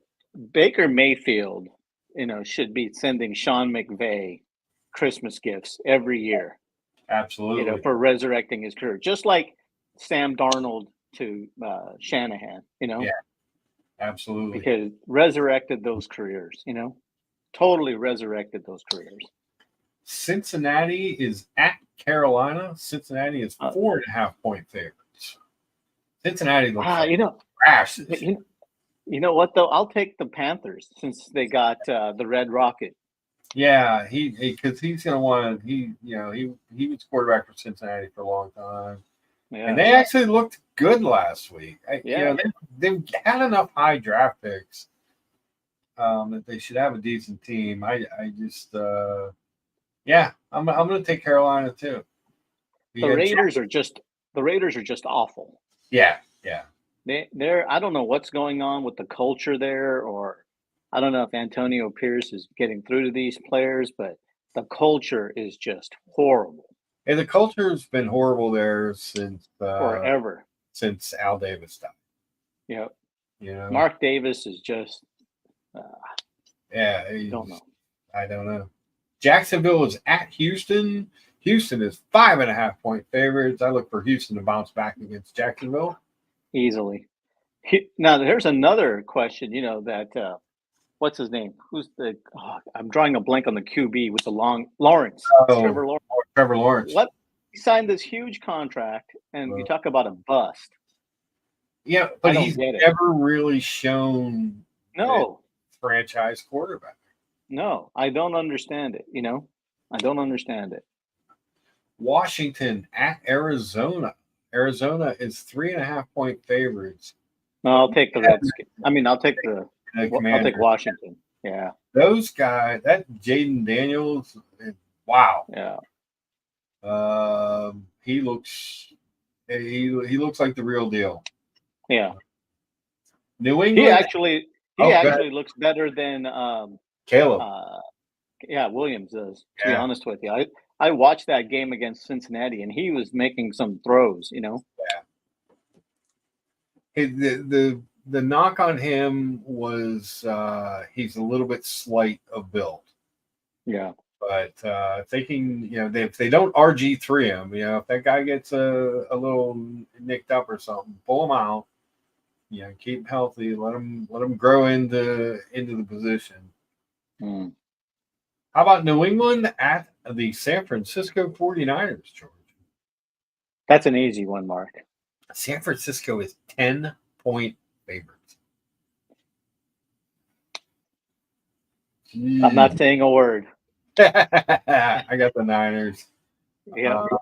Actually, Purdy kind of, for not having almost any of his weapons last week, he actually kind of impressed me. The Patriots actually do have a really good defense, to be Yeah. honest with you. It's not bad. It's just their offense just is awful. And then you have Cleveland at Las Vegas. Oh, too crap. Raiders. That was the worst one. Cleveland's 2-point favorites on the road, but I like the Raiders. I would not believe in Deshaun Watson at all. Another bust. He's creepy. He's. Did you see the press conference when they asked about he could have run for that first down? And he said, "Yeah, I don't run. I don't need to take the extra hits. That's not what you want to hear your $230 million quarterback say." What a bust! Oof. And it's guaranteed money. Guaranteed. Money. Guaranteed. What is it? Yeah, 231. And who the hell are they going to trade for? And who the hell would take it? Dirk says the Niners are going to de-whip the Pat. Well, then I'm going to change my pick. If Diggler's picking the Niners, it's all over. Oh, Diggler's picking the Pats. No, he's the Niners. Okay. Kansas City at the Chargers. I think the Chargers. I think they are beat up. They got more injuries because you know why? They played the culture of violence last week. They just got beat up. I think Herbert is planning to play. Well, he played last week poorly. Yeah, but he was injured too, so we'll see how it goes. I mean, it's a high ankle sprain. They should lock him down for 2 or 3 weeks because every time you hurt that, it just gets worse. But I tell you something though, because my family lives in LA, they're actually following the Chargers quite a bit now because of Harbaugh, and the culture he's instilled into that team is of toughness. So you don't know. He's not. I can tell you right now, the Chargers are not going to get blown out. Yeah. JT Harry says the Santa Clara 49ers will not win a Super Bowl until they return to where they came from. Hold me one day. Yeah. Oh, man. George, you ought to buy your family the Breitling Chargers edition because out of all the ones I saw, that was the one I liked the most. There you go. I did see those. Those were pretty nice, actually. Yeah, those aren't too bad. Let's see what we got going on here. We have Buffalo at Baltimore tonight. That's a good game. That's a good one. Yeah. That's probably your game of the week right there. I like Buffalo. I will tell you, Baltimore is 2.5-point favorites. But I will say this. Until somebody proves that they can beat them, I'm sticking with Buffalo. I'll take the Ravens and the points. Okay. Tennessee. I mean, the Ravens it's an interesting team because you know what they're going to do. They're going to run the ball about 30 to 40 times a game and pass about 15 to 20 times. The minute they deviate from that, they always end up losing. Always. It's true. Let me say run the ball. Run the damn ball. Hello, JT Harry. Hello, James Hess. You reminding everyone to hit the upvote button. SC's in the chat. Hey, SC. How are you, sir? Good to see you as always. And James Hess reminds us, Brian is here. Do not talk about Swatch Group shitters. He hates Swatch Group shitter talk. I'm happy to talk about the Swatch Group shitters as much as you'd like. All right, so once again, and I hate when they do this, we have 2 Monday night games again. And it's not. It would be different if it was like an East Coast, West Coast. One started earlier. One was like where you could. They were almost the same. 7:30 and 8:15. You have Tennessee at Miami, which is an interesting game because Tua not being in there, and I guess they're gonna start Huntley at quarterback. That's another loss. So but Will Levis can't help but throw to the other team and make silly plays. Will Levis, I know of Will Levis because he was originally a Penn State quarterback who portholed to Kentucky, I think it was. Yeah. Because he couldn't beat out Clifford. You know, the third string quarterback for the Green Bay Packers. The kid with a strong arm. The interesting thing about that game and the Dolphins is, can you imagine being on the Dolphins team and not, having Super Bowl aspirations and everything, and you don't even have a quarterback to throw the ball 20 yards. What are your thoughts on him coming back? Because it looks like he wants to come back, but at some point your health has to come into. Yeah. So my wife is a health professional, so she's in the medical field. She's she's a professional. She's a physician, and she sees a lot of the stuff in emergency rooms and stuff, and so she's been kind of following Tua Tagovailoa, and as many concussions. The problem with this is, like she said, the issue is not now, not 5 years, not 10 years, but in 15 to 20 years from now, the traumatic CTE and all that, I always think of Junior Seau. Yeah, exactly. The ramifications are pretty awful. Yeah, I mean, it's time to call it a career. Walk away, have, at least let your brain not get injured, as often. And you talk about walk away. Junior Seau, Mike Webster. These are Hall of Famers. Well, I mean, look at Jim McMahon, Steve McMichael. That whole Bears, that almost like that entire Bears team from '85, the Super Bowl team. If you look at them, Brett Favre just came out and said that he was his Parkinson's, which was terrible. That's what took my dad. That's a terrible disease. Yeah. But you wonder how much of that was part of it. He should retire. The Dolphins should make him retire and say, okay, we'll give you the money. There's no issues. It's time for you to retire. We don't want, you to have a shitty life, right? Yeah. I mean, those hits where they what do they call that? The sword hand or whatever. I mean, that is just a bad look. And it's scary because that was not a hard hit.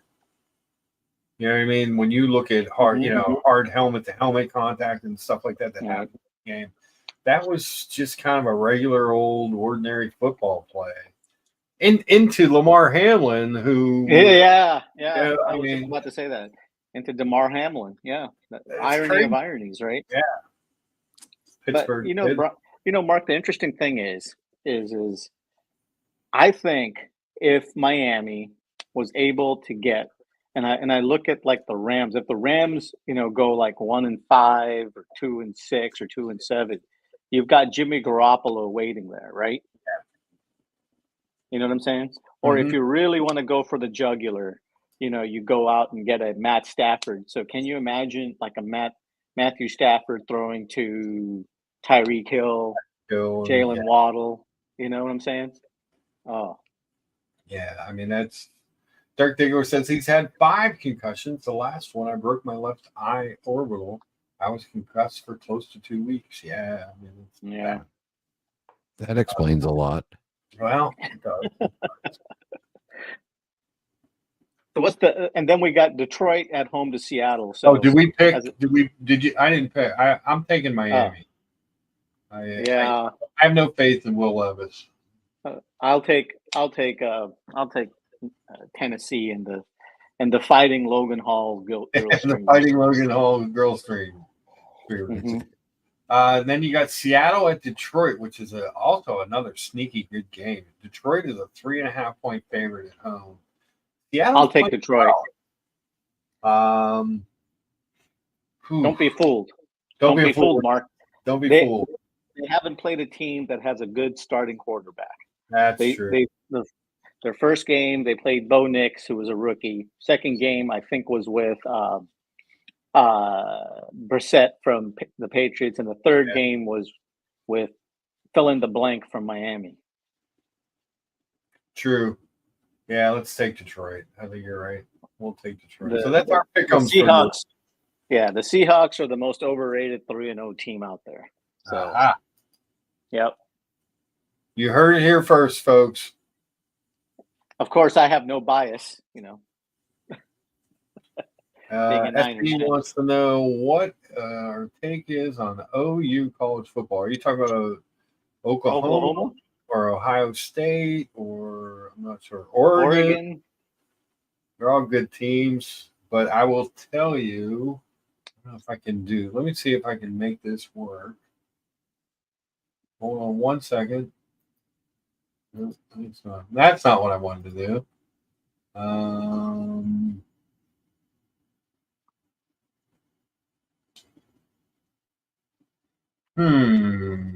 What if I stop the screen?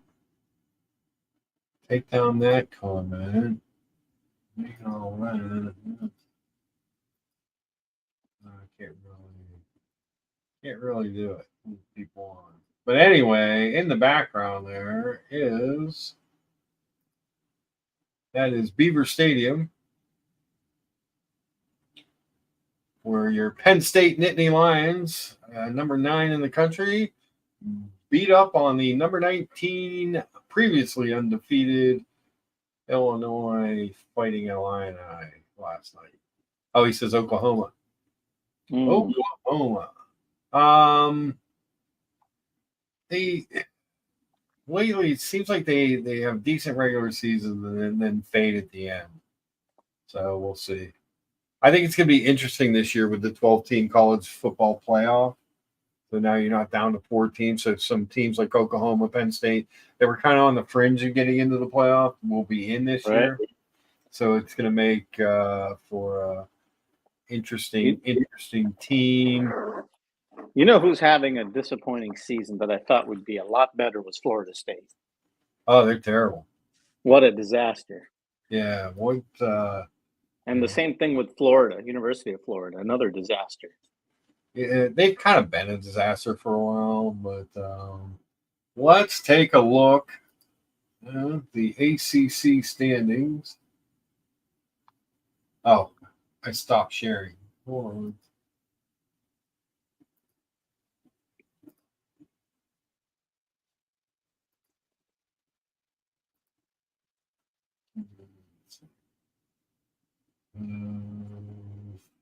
So Clemson is 2-0 in the conference.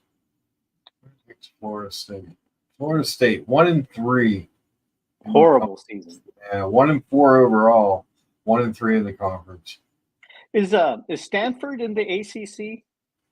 Right? Yeah, Stanford? they moved over. Yeah, Stanford's in the ACC now. So the ACC now, aside from the regulars, they added Stanford, they added Cal. I think that's who they added. And then the Big Ten, like the next 2 weeks, Penn State has UCLA, and then they go at home, and then USC, because they added Oregon, USC, UCLA. So one more? Washington. Yeah. Yeah, Washington, I think, is the whiteout game this year for Penn State. Washington. Yeah, I watched their game against Rutgers, and that was painful. Yeah. Painful. So yeah, the Big Ten. I think when Washington hired Jed Fish, they were expecting maybe the quarterback and the wide receiver from Arizona to transfer over to UW, and it didn't happen, and that was pretty much toast.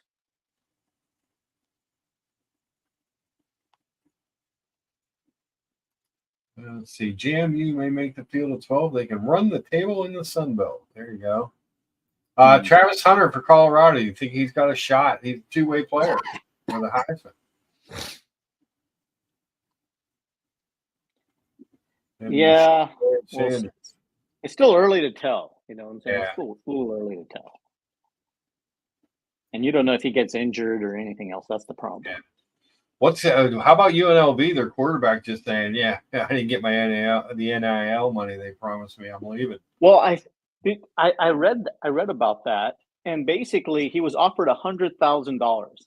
Yeah. Okay, and they paid him $3,000 so far. Yeah. And he's like, "I'm getting the hell out of here." Yeah. That's crazy. I think he was a starting quarterback at Colgate, if I'm not mistaken. It was a smaller school. I can't remember which one. It was But, Colgate, I'm pretty sure. I read the article. I think it was Colgate. Yeah. I use Colgate. And, there you go. I'm a Crest guy myself. Me too. Holy Cross. That was it. Holy Cross. One of the schools up there. Yeah. But he's not like an NFL guy, so that $100,000 is a lot. A lot of money. Exactly. Yeah, exactly. There was another?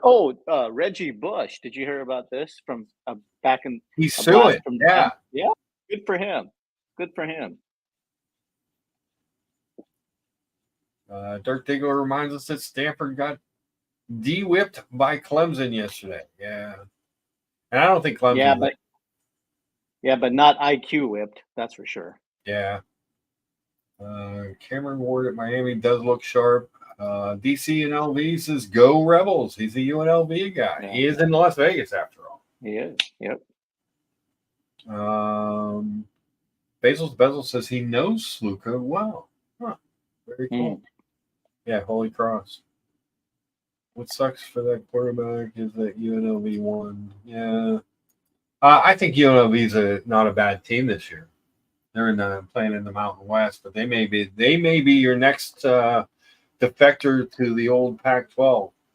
Well, did Boise State win yesterday? Let's go take a peek here. I can't remember.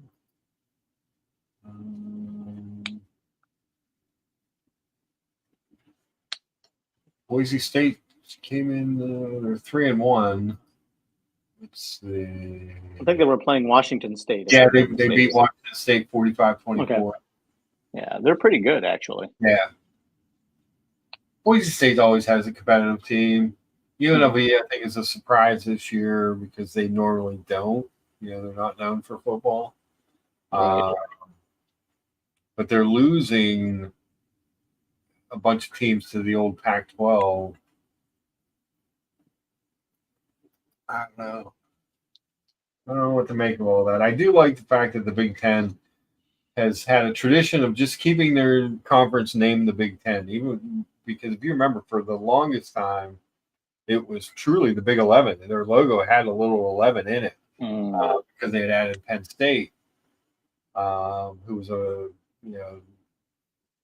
one of the biggest major independents in the country. So when Penn State went there in the early 90s, that was a big deal. That was like the first domino of, like a precursor of what was to come. But Penn State tried to join the Big East. And the Big East said, well, we're not really a football conference. There's so much more money in football than basketball.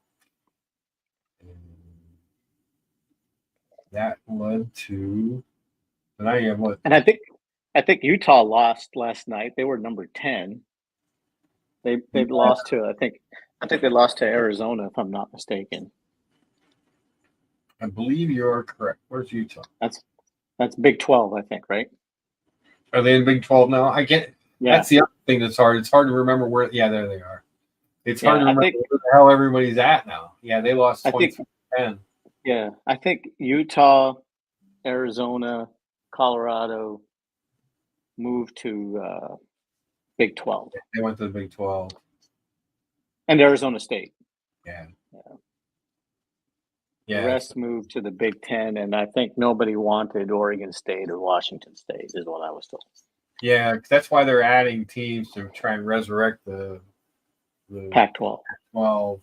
Which they should really they need to get to 8. I think they need to have 8 teams to qualify.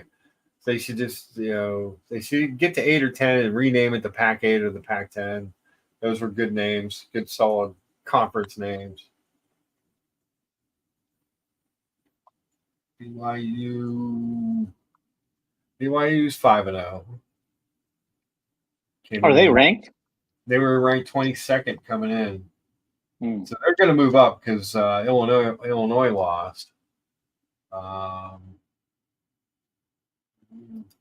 When you go to the Big Ten,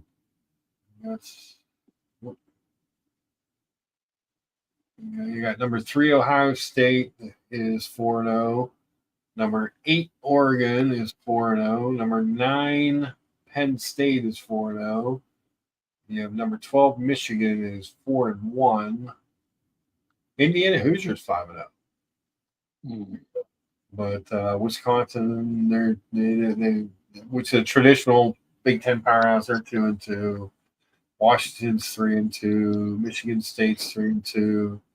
USC's number 13. They are 3-1. Number 19 Illinois is 4-1. I mean, that's a big time conference. It was before, now it's even bigger. But it's Notre Dame's 4-1.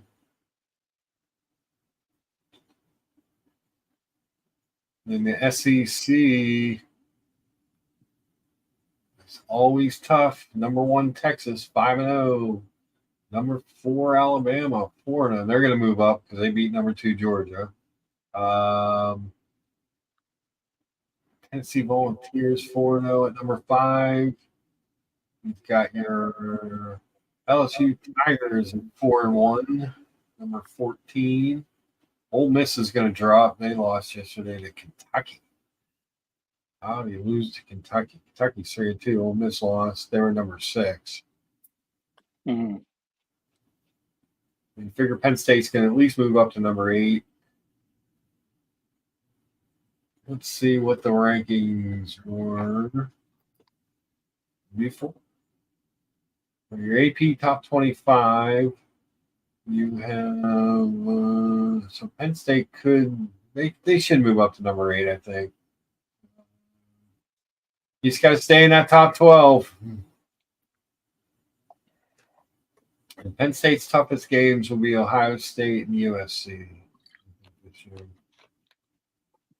The defense looks amazing, and the running game looks stout. Let's see what we got going on here. Let's head to the chat. See, we've been ignoring the chat here. DC and LV says that 100K story is nonsense. His agent pulled that after their 3-0 start. Casino executives were willing to pay. So he wanted out in general, is what DC said.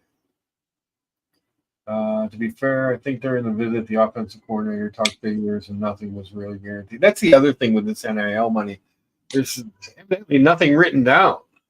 There's, right. You know what I mean? Like it's just a handshake or just a nod of the head, right? Yeah. I mean, how is that a thing? Yeah. I don't know. I'm not a big fan of all this NIL stuff. I just don't get it. Well, I think they should be paid, but there should be some sort of scale, I would think. Sure. Something a little bit more reasonable. You know what I'm saying? It's like, isn't it kind of strange saying casino executives paying a college quarterback? Isn't there the irony in that? Yes. Tremendous irony. DC says they finally have a real coach. They also have the best facilities out west for a non-power conference. John Leonard, welcome to the show. He says the Rolex GMT Master 2 Pepsi on Jubilee is his grail watch. Yeah, with a lot of people, that is the watch. I'm not the biggest fan of the Pepsi because I'm not a big fan of the black dial with the blue and red. I think it's a little bit of a clash. I like it on the Meteorite, and I like the solid gold with the solid white gold with the blue. All right, Mark. Now that you're getting into watch talk, I'm going to have to hop off. All right, George. Hey, Great talking with you. I'll be listening. I have some Absolutely. chores to do. Get ready Okay. for the 10 a.m. games Pacific Yeah. time, and all the best. So great show, Brian. If you're still around there, have a good rest of Brian. your day. He's probably smoking his pipe somewhere. He could be. He could be. Yeah. Well, George, have a And great day. you too, Mark, and everyone in the chats. Take care. Have a good rest of your day. You too. Be All safe. right. Thanks again, Mark. Take care. Bye-bye. Oh, thank you, George. Always a pleasure to have you on. We are blessed with great guests and panelists there. DC says Basil Bezos, Barry Odom seems like a pretty high integrity guy. If that sort of money was promised, it could be had. This was an offer. This was an after the fact negotiation. Yeah, that's well. And again, when nothing's in writing and everything is sort of you just don't know. The UNLV does look like the real deal. I don't even think Odom was part of the conversation about the NIL during the visit Luka had. Who is the quarterback now, Basils? DC and LV. This perpetual ability to transfer is that's the part that I don't like. Is the constant transferring of these players through the portal. I agree that they shouldn't be locked in to their original school if things aren't working out, especially if like the coach goes somewhere else. Like if you came there for to play for a specific coach and he left, well, yeah, that's one thing. I think maybe you should have one potential transfer. I don't know. College football is big business. I support players getting a piece of the pie, but NIL is going to ruin the game. I agree, Orko. The NIL system is terrible. It makes no sense, and there's nothing that it seems like there's no rules. I like some rules. Hajj Malik Williams, another FCS transfer. He played at Campbell. All right. How did he play yesterday, Bezos? I did not catch their game. I worked all day. And then I ate some chicken wings and watched Penn State. Excuse me. Was kind of my deal yesterday. Because who doesn't like chicken wings and who doesn't like Penn State? Yeah. There we go. The old Nittany Lions. Nittany is an Indian word, or Native American word, I guess you say these days. A Native American word for that means it's a pit sucks, I think is what it means. I'm back. Hi, Brian. What happened? You chased off one Indian and now you're talking about the other Indians? Yeah, I'm talking about the Native American Indians. Yeah. Thanks, Christopher Columbus. I know. Rat bastard. The Basil says he looked really good yesterday. Good for him. I used to have a UNLV shirt because I have friends who lived in Vegas. I used to visit them a lot. One day I was in a sports store and there was this burgundy jersey. I think it was a number 15 jersey. It was a decade or so ago. But it was kind of a cool looking jersey. I just happened to pick it up. It wasn't football season. It was on sale. And I was like, yeah, that's a good looking jersey. We lived in Vegas during the Tarkanian running Rebels days. Jerry Tarkanian. Yeah. There you go. Tark the Shark. Yeah. That's a blast from the past. He was bigger than the Mafia in Vegas for a while. Yeah. Well, they did. They had some very, very good basketball. They were always out to get him. The NCAA was out to get that guy. Talking about a mafia. The NCAA was just that for a long time. But yeah, they were definitely trying to find a way to get Tarkanian. I think eventually they did get him on some weird rules violation. But, it's kind of like a what the heck kind of a deal. But I don't know. Yeah, he was one of the first Nike sponsorship coaches.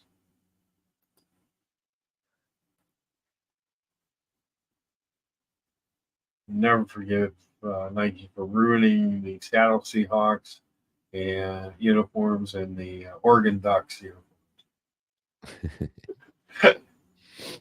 You know, the Oregon Ducks, their mascot and their use of Donald Duck is actually a 99-year agreement with the Disney company, and I think it's due to expire in like 2060.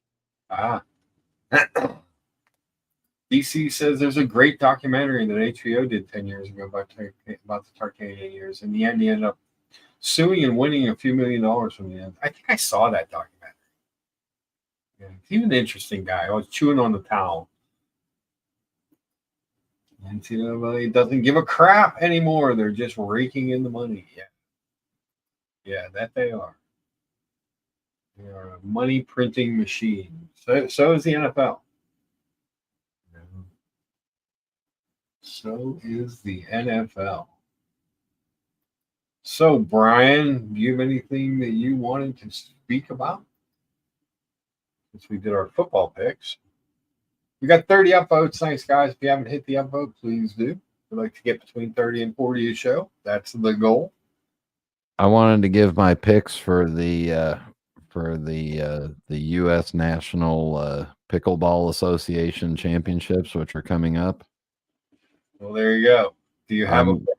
Yes, the one that wins is my pick. Ah, very nice. Very nice. Always nice to see a front runner. Yeah. And I like a front runner who just admits, hey, I'm a front runner. Yeah. You know? I tried to get into football this year and watched watched some football the first weekend and a little bit the second weekend, and I just kept falling asleep. Football, so I can't help it. So with football, what I like to do is I'll start off watching, if the Steelers are on at 1 o'clock, I'll start off watching the game, and then I'll flip over to the NFL Red Zone. I like to pick up all the highlights from everyone. I will watch whatever game is not playing on CBS. Okay, why CBS? I find CBS's announcers just annoy the crap out of me. Worse than NBC and Chris Collinsworth? I like Chris Collinsworth. Leave him alone. I like everybody else. I can tolerate everybody else. Except for some reason, the idiots that CBS hires, or maybe it's just because we end up getting the local, we don't get the national team, we get the local yokel team. That could be. Whatever it is. Just doesn't sit right with you. Nope. I even like Troy Aikman. Yeah, he's not bad. Tom Brady has not impressed me as a. And you'd appreciate this. I like the halftime shows on Fox with Terry Bradshaw. Terry, throwing deep. Terry Bradshaw had a gun. He was a big quarterback for the time, too.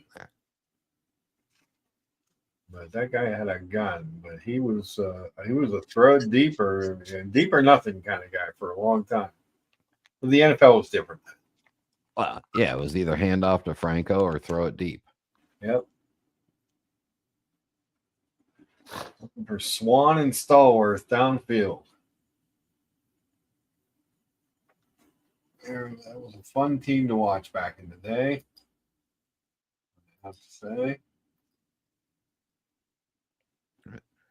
And now that since my kids are out of college, I have no interest in college football until it comes to the real bowl games. I like the traditional, original 4 or 5 real bowl games, and there's too many bowl games. There's too I don't know. It's just so bowl game used to be, if you got to a bowl game, that was a big deal back in the day, and it just became like, even teams with 500 records are getting in the bowl game. Why?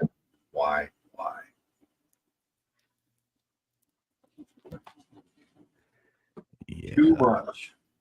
But Teddy Baldessar says that the watch market is done, Brian. I may have to watch that video. And Yeah. then, and quickly try to sell all my watches before they're worth 10 cents on the dollar. I'm gonna pull it up here. I'm not gonna play it because of copyright stuff, but it was this video. If you guys are interested, the collapse of the watch market. What caused the secondary market prices to fall? It's some interesting takes in there. A lot of stuff I think that most people know, but it's weird when you see someone actually admitting it these days. Yeah, Orco, the Tax Slayer Bowl, or the Pinstripe Bowl, or who's the lube oil filter people that do a bowl? Jiffy, the Jiffy Lube Bowl, It's crazy. sponsored by P. Diddy. Yeah, it's just crazy. Johnny O says he always liked Rocky Bleier as a player. Rocky Bleier was blown up in Vietnam. He was drafted by the Steelers out of Notre Dame, and then drafted by the U.S. Army. And he got a Purple Heart. He had really bad injuries. They never thought for a while they didn't think he'd walk again or run. He ended up having a good career. There's a ESPN little quick, like a half-hour documentary where he goes back to Vietnam, which is kind of interesting. He's an interesting guy. There was a movie with Robert Urich based on a book about him. What was the name of it? Oh, God. Let me look that up because I can't. It can drive me crazy. Rocky Bleier.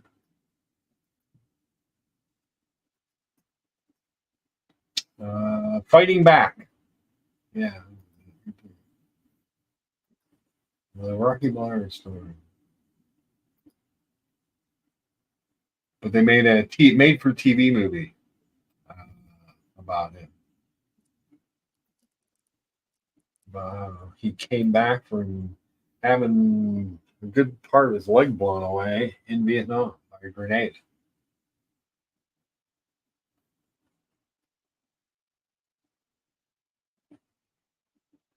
In 1976, what most people consider maybe the best Steeler team, although Bradshaw didn't play a big chunk of that year because he was injured. He and Franco Harris both rushed for 1,000 yards that year in a 14-game season. Amazing running back duo. Yeah, Rocky Bleier. You still see him on some stuff here and there. You see him when they bring back the old teams. He's around. Good guy. But yeah, Teddy Baldessar, check it out, the collapse of the watch market video. Kind of interesting. He gets into some of the things that happen. Is it really a collapse, or is it more of a just kind of a return to what was the status quo? I mean, the market still seems to be growing new watch wise, just not at that spike level. No, and I've talked about this before because I went through the cigar boom in the United States, and from 95 to early 2000, where all of a sudden everybody was a cigar smoker. Yeah. And the market went from not even dead in the backyard pool, dead on the back doorstep, squished under it. It went from a really low number, spiked, and then came down. And when it came down, it settled at about 50% higher than it was before the spike. Yeah. So there's a spike, there's a correction, and then a new level, and then you move forward. Through this many times in the car industry. Yeah. It just something happens. Yeah, I mean, you started selling Studebakers, and they had a spike. Well, when I first got into the car industry, just as I was getting in, the Jeep Grand Cherokee became a thing. Oh, They introduced the '93 Grand Cherokee in the spring of 1992, and created a huge buzz. Those cars were not. And then what they did was the old body style Cherokees. They weren't sure if they're going to keep it, so they repriced them at a much cheaper rate, and found out that there was a huge market for that car that they didn't know about. So, like Jeep was hot back then. Yeah. And everybody was rushing to get an SUV out with airbags, because that was, the thing with the original Grand Cherokees was they were built on a unibody, so they rode much more like a car. They had a driver's side airbag, which no other SUV had, and they had four-wheel analog brakes that worked in 2 and 4-wheel drive, which nobody had.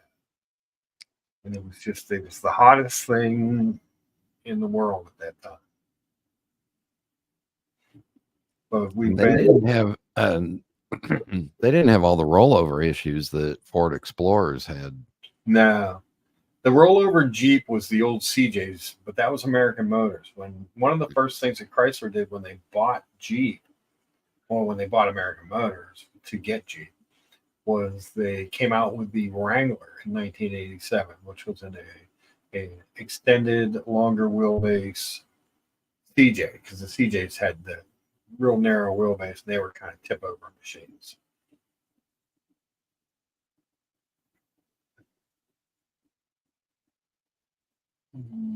They never looked back. Although now Wranglers, I mean, when I got in the car business, your cheapest Wranglers were, 15 and change, and now the Wrangler Sahara I'm driving is like 60 grand. Yeah. you want to throwback. I remember working at the grocery store and having to go outside to the parking lot and get carts and bring them back in and stuff. And I was making $4 an hour or whatever it was. Something. It was like $4 an hour for a union job. Yeah. And I was all impressed with everybody that was buying the brand new Suzuki Samurai. Oh, the Samurai. That was another flip over machine. Oh, what a fantastic looking plastic car. Oof. That one, and what was the Geo, the Tracker? Yeah. Same car. Yep.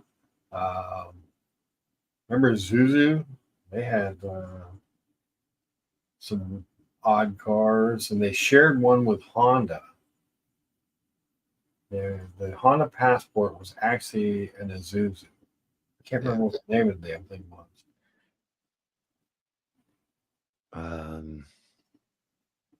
CJ5. Yeah, those old CJ people loved their CJs, hated the Wranglers.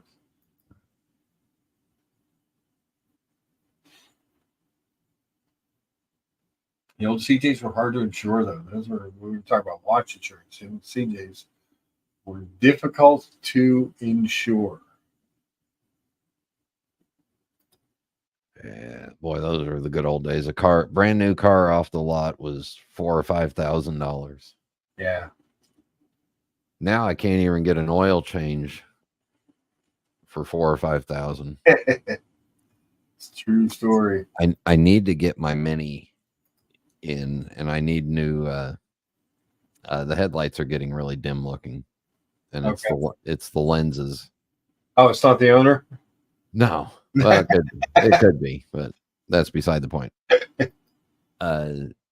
Two new, because they are, they're the self-adjusting headlamps with the LED arrays in them and everything. It's a whole new assembly. You can't just buy the lens anymore. Okay. So it's 2 new assemblies. In order to get to them, they have to lift the engine because it's a Mini. Oh. So I'm like, well, while you're in there, replace the chrome trim rings around it, and let's get a whole bunch of stuff done. So it's going to be about $2,000 for new headlights. I am never letting that car go. So never letting that car go. No. How many miles are on that car, Brian? She's got about 84,000 now. 85. 2015 model. Nice. JT, there's a CJ5 for you.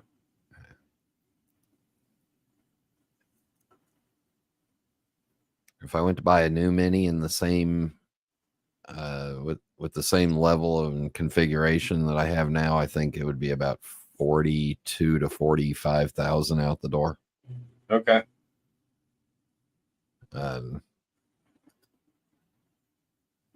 I'd actually there's more technology in the new ones, but there's less features.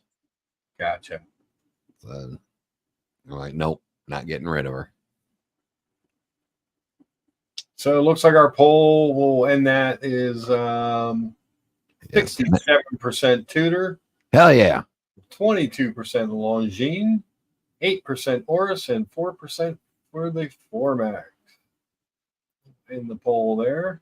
So that 8% Oris, the 8% Oris is George There you go. and one other person.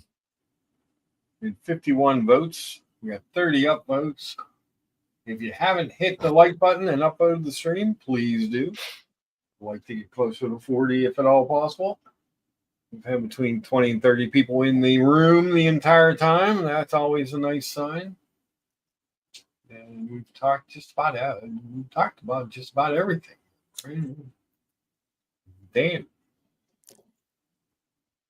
We haven't talked about Rolex, Patek, or AP.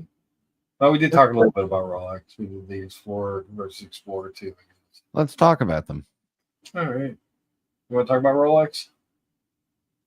Yeah, they make a fine watch. Next. Yeah. They make a lot of them. Are you still drooling over the James Cameron? Occasionally. I'm waiting. Things are starting to break a little bit. We're getting a little bit busier. I'm trying not to do anything rash right now while the economy is in flux and it's really affecting the car business like it has been these last few months. So I'm just trying to wait it out a little bit. But yeah, I still look at that. But also sometimes I'll look at a Sea Dweller 43, and I'm like, wouldn't that maybe be more practical? Not that I can't pull off the size, it's the thickness. It's so thick, that it's like, maybe a Sea Dweller is more what I need. But I love that dial in James Cameron. That's what always brings me back to it. Yeah, I'm still teasing the idea of some kind of a day date. Yes. It's a classic. Yeah, I was sitting here a couple days ago looking at my watches and going, could I get down to 6? Yeah. Yeah, do another one of those trade up things. Mm-hmm. Trade in, trade up. Yeah. And I'm not I sure. like the guy had that Sky Dweller on that bought the expensive Wrangler 2-tone with a black dial. It was a beautiful watch. If I had a bigger wrist, I would still own a Sky Dweller. Yeah. He was impressed. I said, "Is that a Sky Dweller?" And he like perked up and smiled. He's like, "It is." He was telling me all about it. He said he's got 8 Rolexes and a bunch of tags that he's trying to sell. Good luck to him. He said those tags aren't worth anything. I said, no, they aren't. But yeah, it was good looking. I was, you don't see them out and about that often. That's one of the things about that watch that I always liked. My thing with the Sea Dweller is it just kind of looks like a sub at a distance. Obviously, it's bigger, but I don't know. It doesn't look like it's special like the James Cameron does. Yeah, that James Cameron dial is really special. It's really, really nice. I don't like James Cameron, but I like the dial. Yeah. And there was room enough for the two of them on that door. Stupid James Cameron.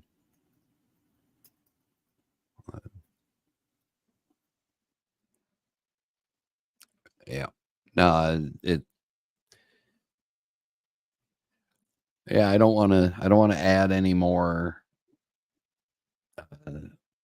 I don't want to make any more straight purchases of watches because I just don't want to add any more right now. Yeah. That looks like a fake James Cameron. $950. What did I pull up?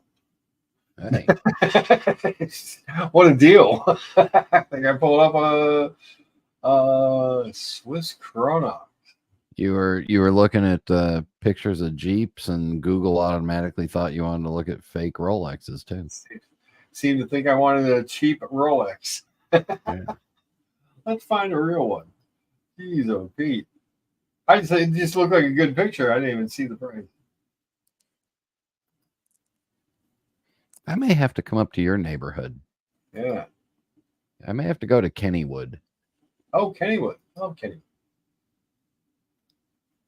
That's more like it. That dial is just amazing. Yeah, I may have to go on the Steel Curtain roller coaster. The Steel Phantom? Steel Curtain. Oh, yeah, they renamed it, didn't they? Yeah, it's the Steel Curtain. I don't know what they named it. I'm just looking at something on Facebook that scrolled by. Well, watch it's giving away $5,000. There you go. Yeah, there's just something about that dial but that watch is thick. It is thick. But I like it.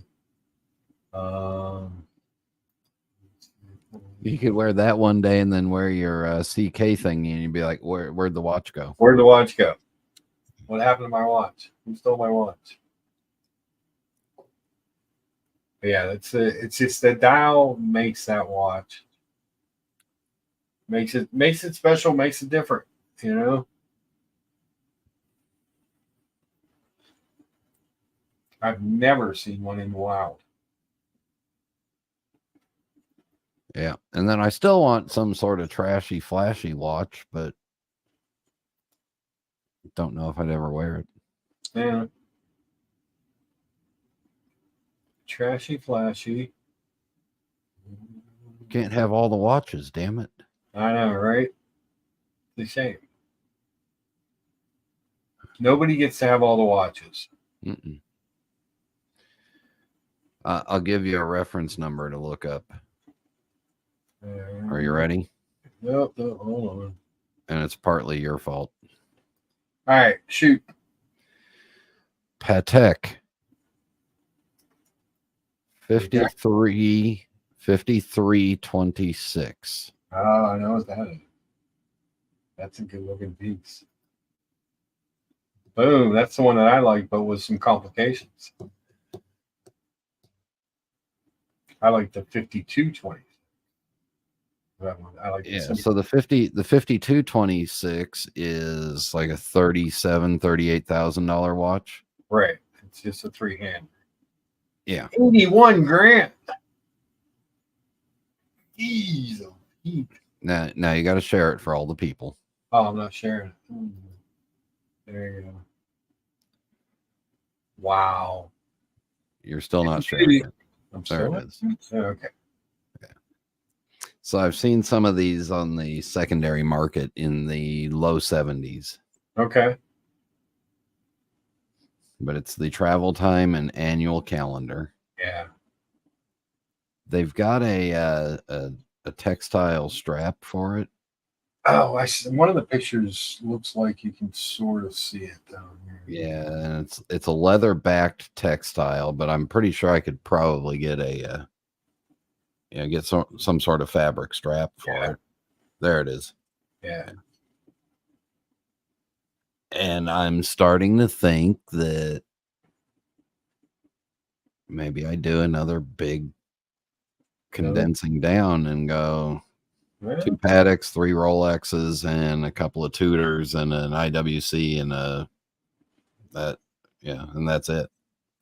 Yeah, I can see that. I mean, that's a beautiful watch. There's no doubt about it. I love the case on this watch. I mean, I like the 3-hander because I like the more simple layout, but the case is the same. That case is just gorgeous on that watch, and the back is beautiful. Look at that thing. It's just so Yeah. That micro rotor movement is fantastic. Yeah. The finishing on that thing is just amazing. The micro rotor is cool as shit. It's just good looking. And then I love this side these profile views. I just think that is so good looking. I just really think they did such a nice job with it. Just, Yeah, and Billy, I'm not spending their money. I'm buying watches for them in the future.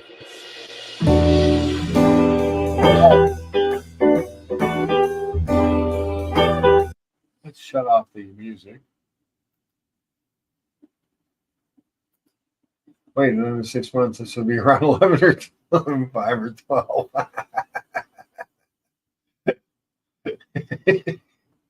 Yeah. And Teddy Baldessar did say that the watch market is in peril.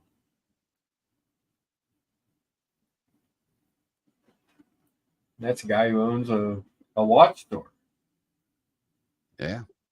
He's having I didn't make it up last week. Basically, I didn't go up because I didn't realize that Cleveland was playing at home. I didn't want to go up on a football Sunday and deal with all that. So, but he's having up, I think through October 14th, a big pop-up event of having Longines in the store, which is kind of appealing to me to go see some Longines, because in Pittsburgh, the only place that carries Longines has 4 or 5 of them, and they're in a tray underneath the counter. You have to ask to see them. It's ridiculous, Brian. I love their moon phase. I love the 6 o'clock date on that. It's just a good looking piece. Mm-hmm. The instead of, it's got the running seconds, Yeah, which I like, but I would almost have wished they did the 24-hour dial okay. down there, but you don't really need it because the local and home time indicators show day and night. Yeah. But I like the way the 24-hour dial looked on the on some of those annual calendars. Mm-hmm. The moon phase is a pain in the ass. Yeah. It's good looking though. Yeah. So yeah, it's a beautiful watch. There's no doubt about it. I like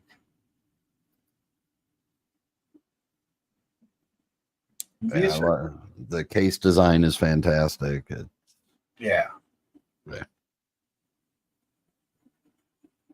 But the the 3-hander with the date is, like a $40,000 watch. Yeah. Or for double that, you get the annual calendar and the travel time. Yeah. No, I get it. I've always been struck by this watch, and I'm not a GMT guy per se. I'm not a complications guy, but I like that case and that Well, dial. since you sell Jeeps, really what you ought to get is the complication you need is a watch that tells you which direction is up. Yeah.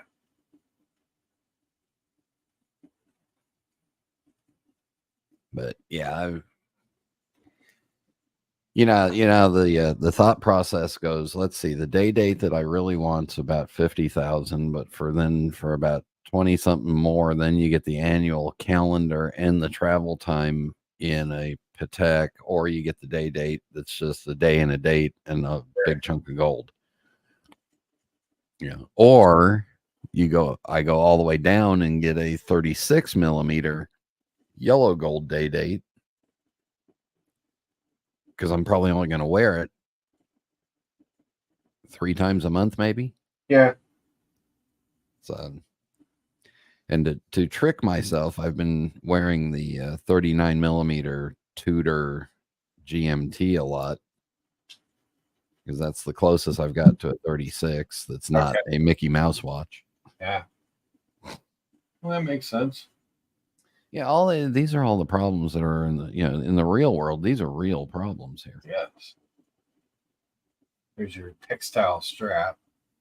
You said that's leather underneath? Yeah, it's leather backed. Okay. But I'm 99% sure I could get a textile a full textile strap that would look good, that would work with it. And I like the tan strap that comes with it too. Yeah, me too. Yeah. Looks like yeah, it looks like the CK strap to me.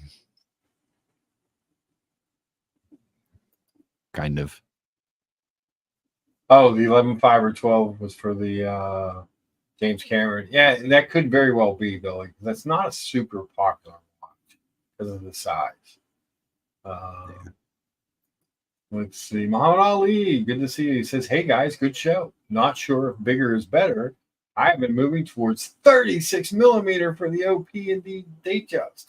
Oh no, Muhammad Ali, don't let those tiny wristed rat bastard YouTube influencers get to you. Get yourself a James Cameron." Good to see Muhammad Ali. We were talking about the Pepsi Hero. Somebody said that was their Grail watch. It was good to see. I love that video of Muhammad getting his Pepsi. Like I said, it's not my favorite watch. I don't hate it. It's just not my favorite color way. But I love to see people get the stuff that they want is important to their collection and their journey in timepieces. Always happy to see someone get, a Grail. Yep. But a 36 OP, I just can't, and I've said this a million times. Part of my bigger is better shtick is that there is a little bit of jealousy to me, especially when it comes to vintage pieces that just don't look good. You know what I mean? It's hard for me to pull off a 39 millimeter CK, let alone a 36 or a 34. And there's so many cool watches from the past that I like that they just don't fit. And it's not just a matter of the size of my wrist, the 19 centimeters or 7.5 inches. It's that my wrist is like 3 inches across. So even like a giant G-Shock doesn't look big on my wrist.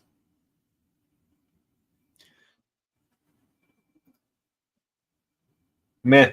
What are you gonna do?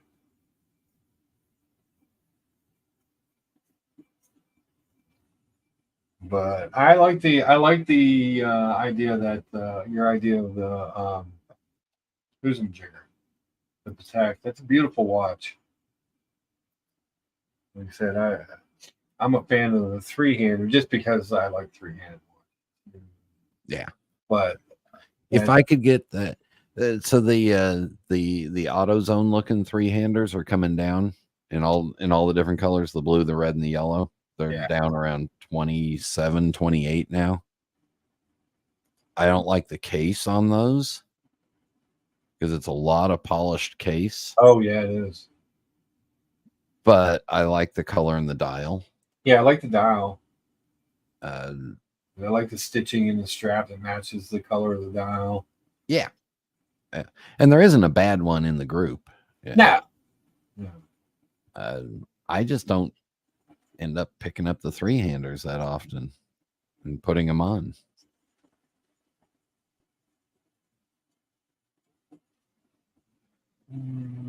Yeah, I prefer the case to the other one. What do these retail at? They're about the same price. The same price? Yeah, the retail's hiding under that button there. There it is. $39,240. Yeah.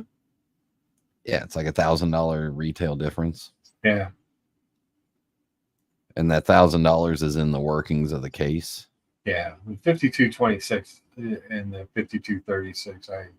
I prefer. I love that kind of sandblasted dial, and the case side. The case side is what really always got me about that watch. And the one that you like has the micro rotor, which is cool. Yeah. Yeah, just good looking pieces. Good looking stuff. Billy says, "Oh my God, Brian, those AutoZone watches are so ugly. Please do not buy one of those. I wouldn't wear it if I got it for free." Yeah. Don't forget, I like ugly watches too. Well, ugly watches. I mean, you have a propensity for ugly cars. I'm sorry, guys. Just because my car can drive underneath most of those Jeeps doesn't make her ugly. Well, there you have it. 35 miles to the gallon.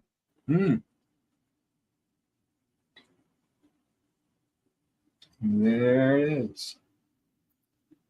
If I take it easy. Yeah.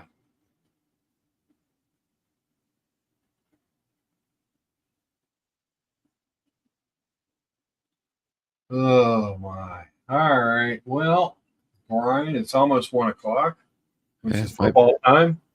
Lunchtime for me. There you go. I'm sure there'll be other shows either on now or coming on soon for you guys to get your watch fix on. So please check those out. And I appreciate everybody for coming over. If you haven't hit the upvote button, please do. We do appreciate those. Those are always good things. Want to thank Patel Philippe for your artifact and Patel Philippe again for your super chats. Do appreciate those. And again, super chatting not a requirement. Anything that comes in goes right back in. Next thing I'd like to do is get a better camera. So we'll just start saving up some super chat money for a good camera. In fact, please do not super chat. We do not want this to improve. Brian does not want the show to improve. He has stated that earlier. He likes the nature of the show the way it is. But I appreciate everybody for coming over. Really, it means a lot. Don't forget, say something nice to someone. Do something nice for someone. Be the change be the light you would like to see shining through others. I do believe that's how the world gets changed. Oh, and before Muhammad Ali's super chat, don't buy Trump watches. Thank you. Oh yeah, I saw those. Yeah, don't. This is bad. I've done it. See you next Sunday. Yeah, we will see you next Sunday, guys. Muhammad Ali, thank you so much. $4.99 super chat. We do appreciate it. To the camera fund. Yeah, the camera will be the first thing. We'd like to get a better camera. Do some actual watch photography and videos for you guys. Maybe improve the food pictures a little bit rather than just doing everything on my iPhone. And maybe we're just trying to make it a little bit better experience. Just a little bit, Brian. It can improve a little bit. Okay. Guys, thank you so much. I can't tell you what I enjoy talking to you guys on Sundays, so glad you voted me back in, and we will see you again next Sunday. On that note, we're going to lucha our way on out of here. Take a look at the other community, colony, whatever they're calling themselves, channels, see what's on. Enjoy some football if you are so inclined. That's what I'll be doing, watching the Steelers in the red zone. All right, guys.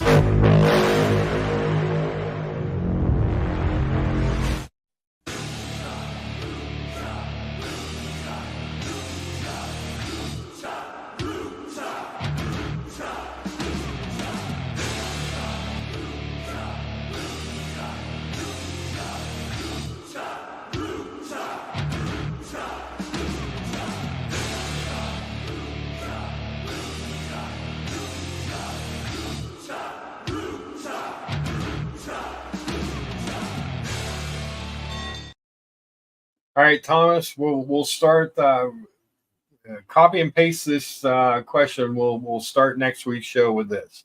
All right, sorry we were at the end there, but we will get into more protections that we talked about that here and there. And guys, be good, have fun, and don't go Steelers.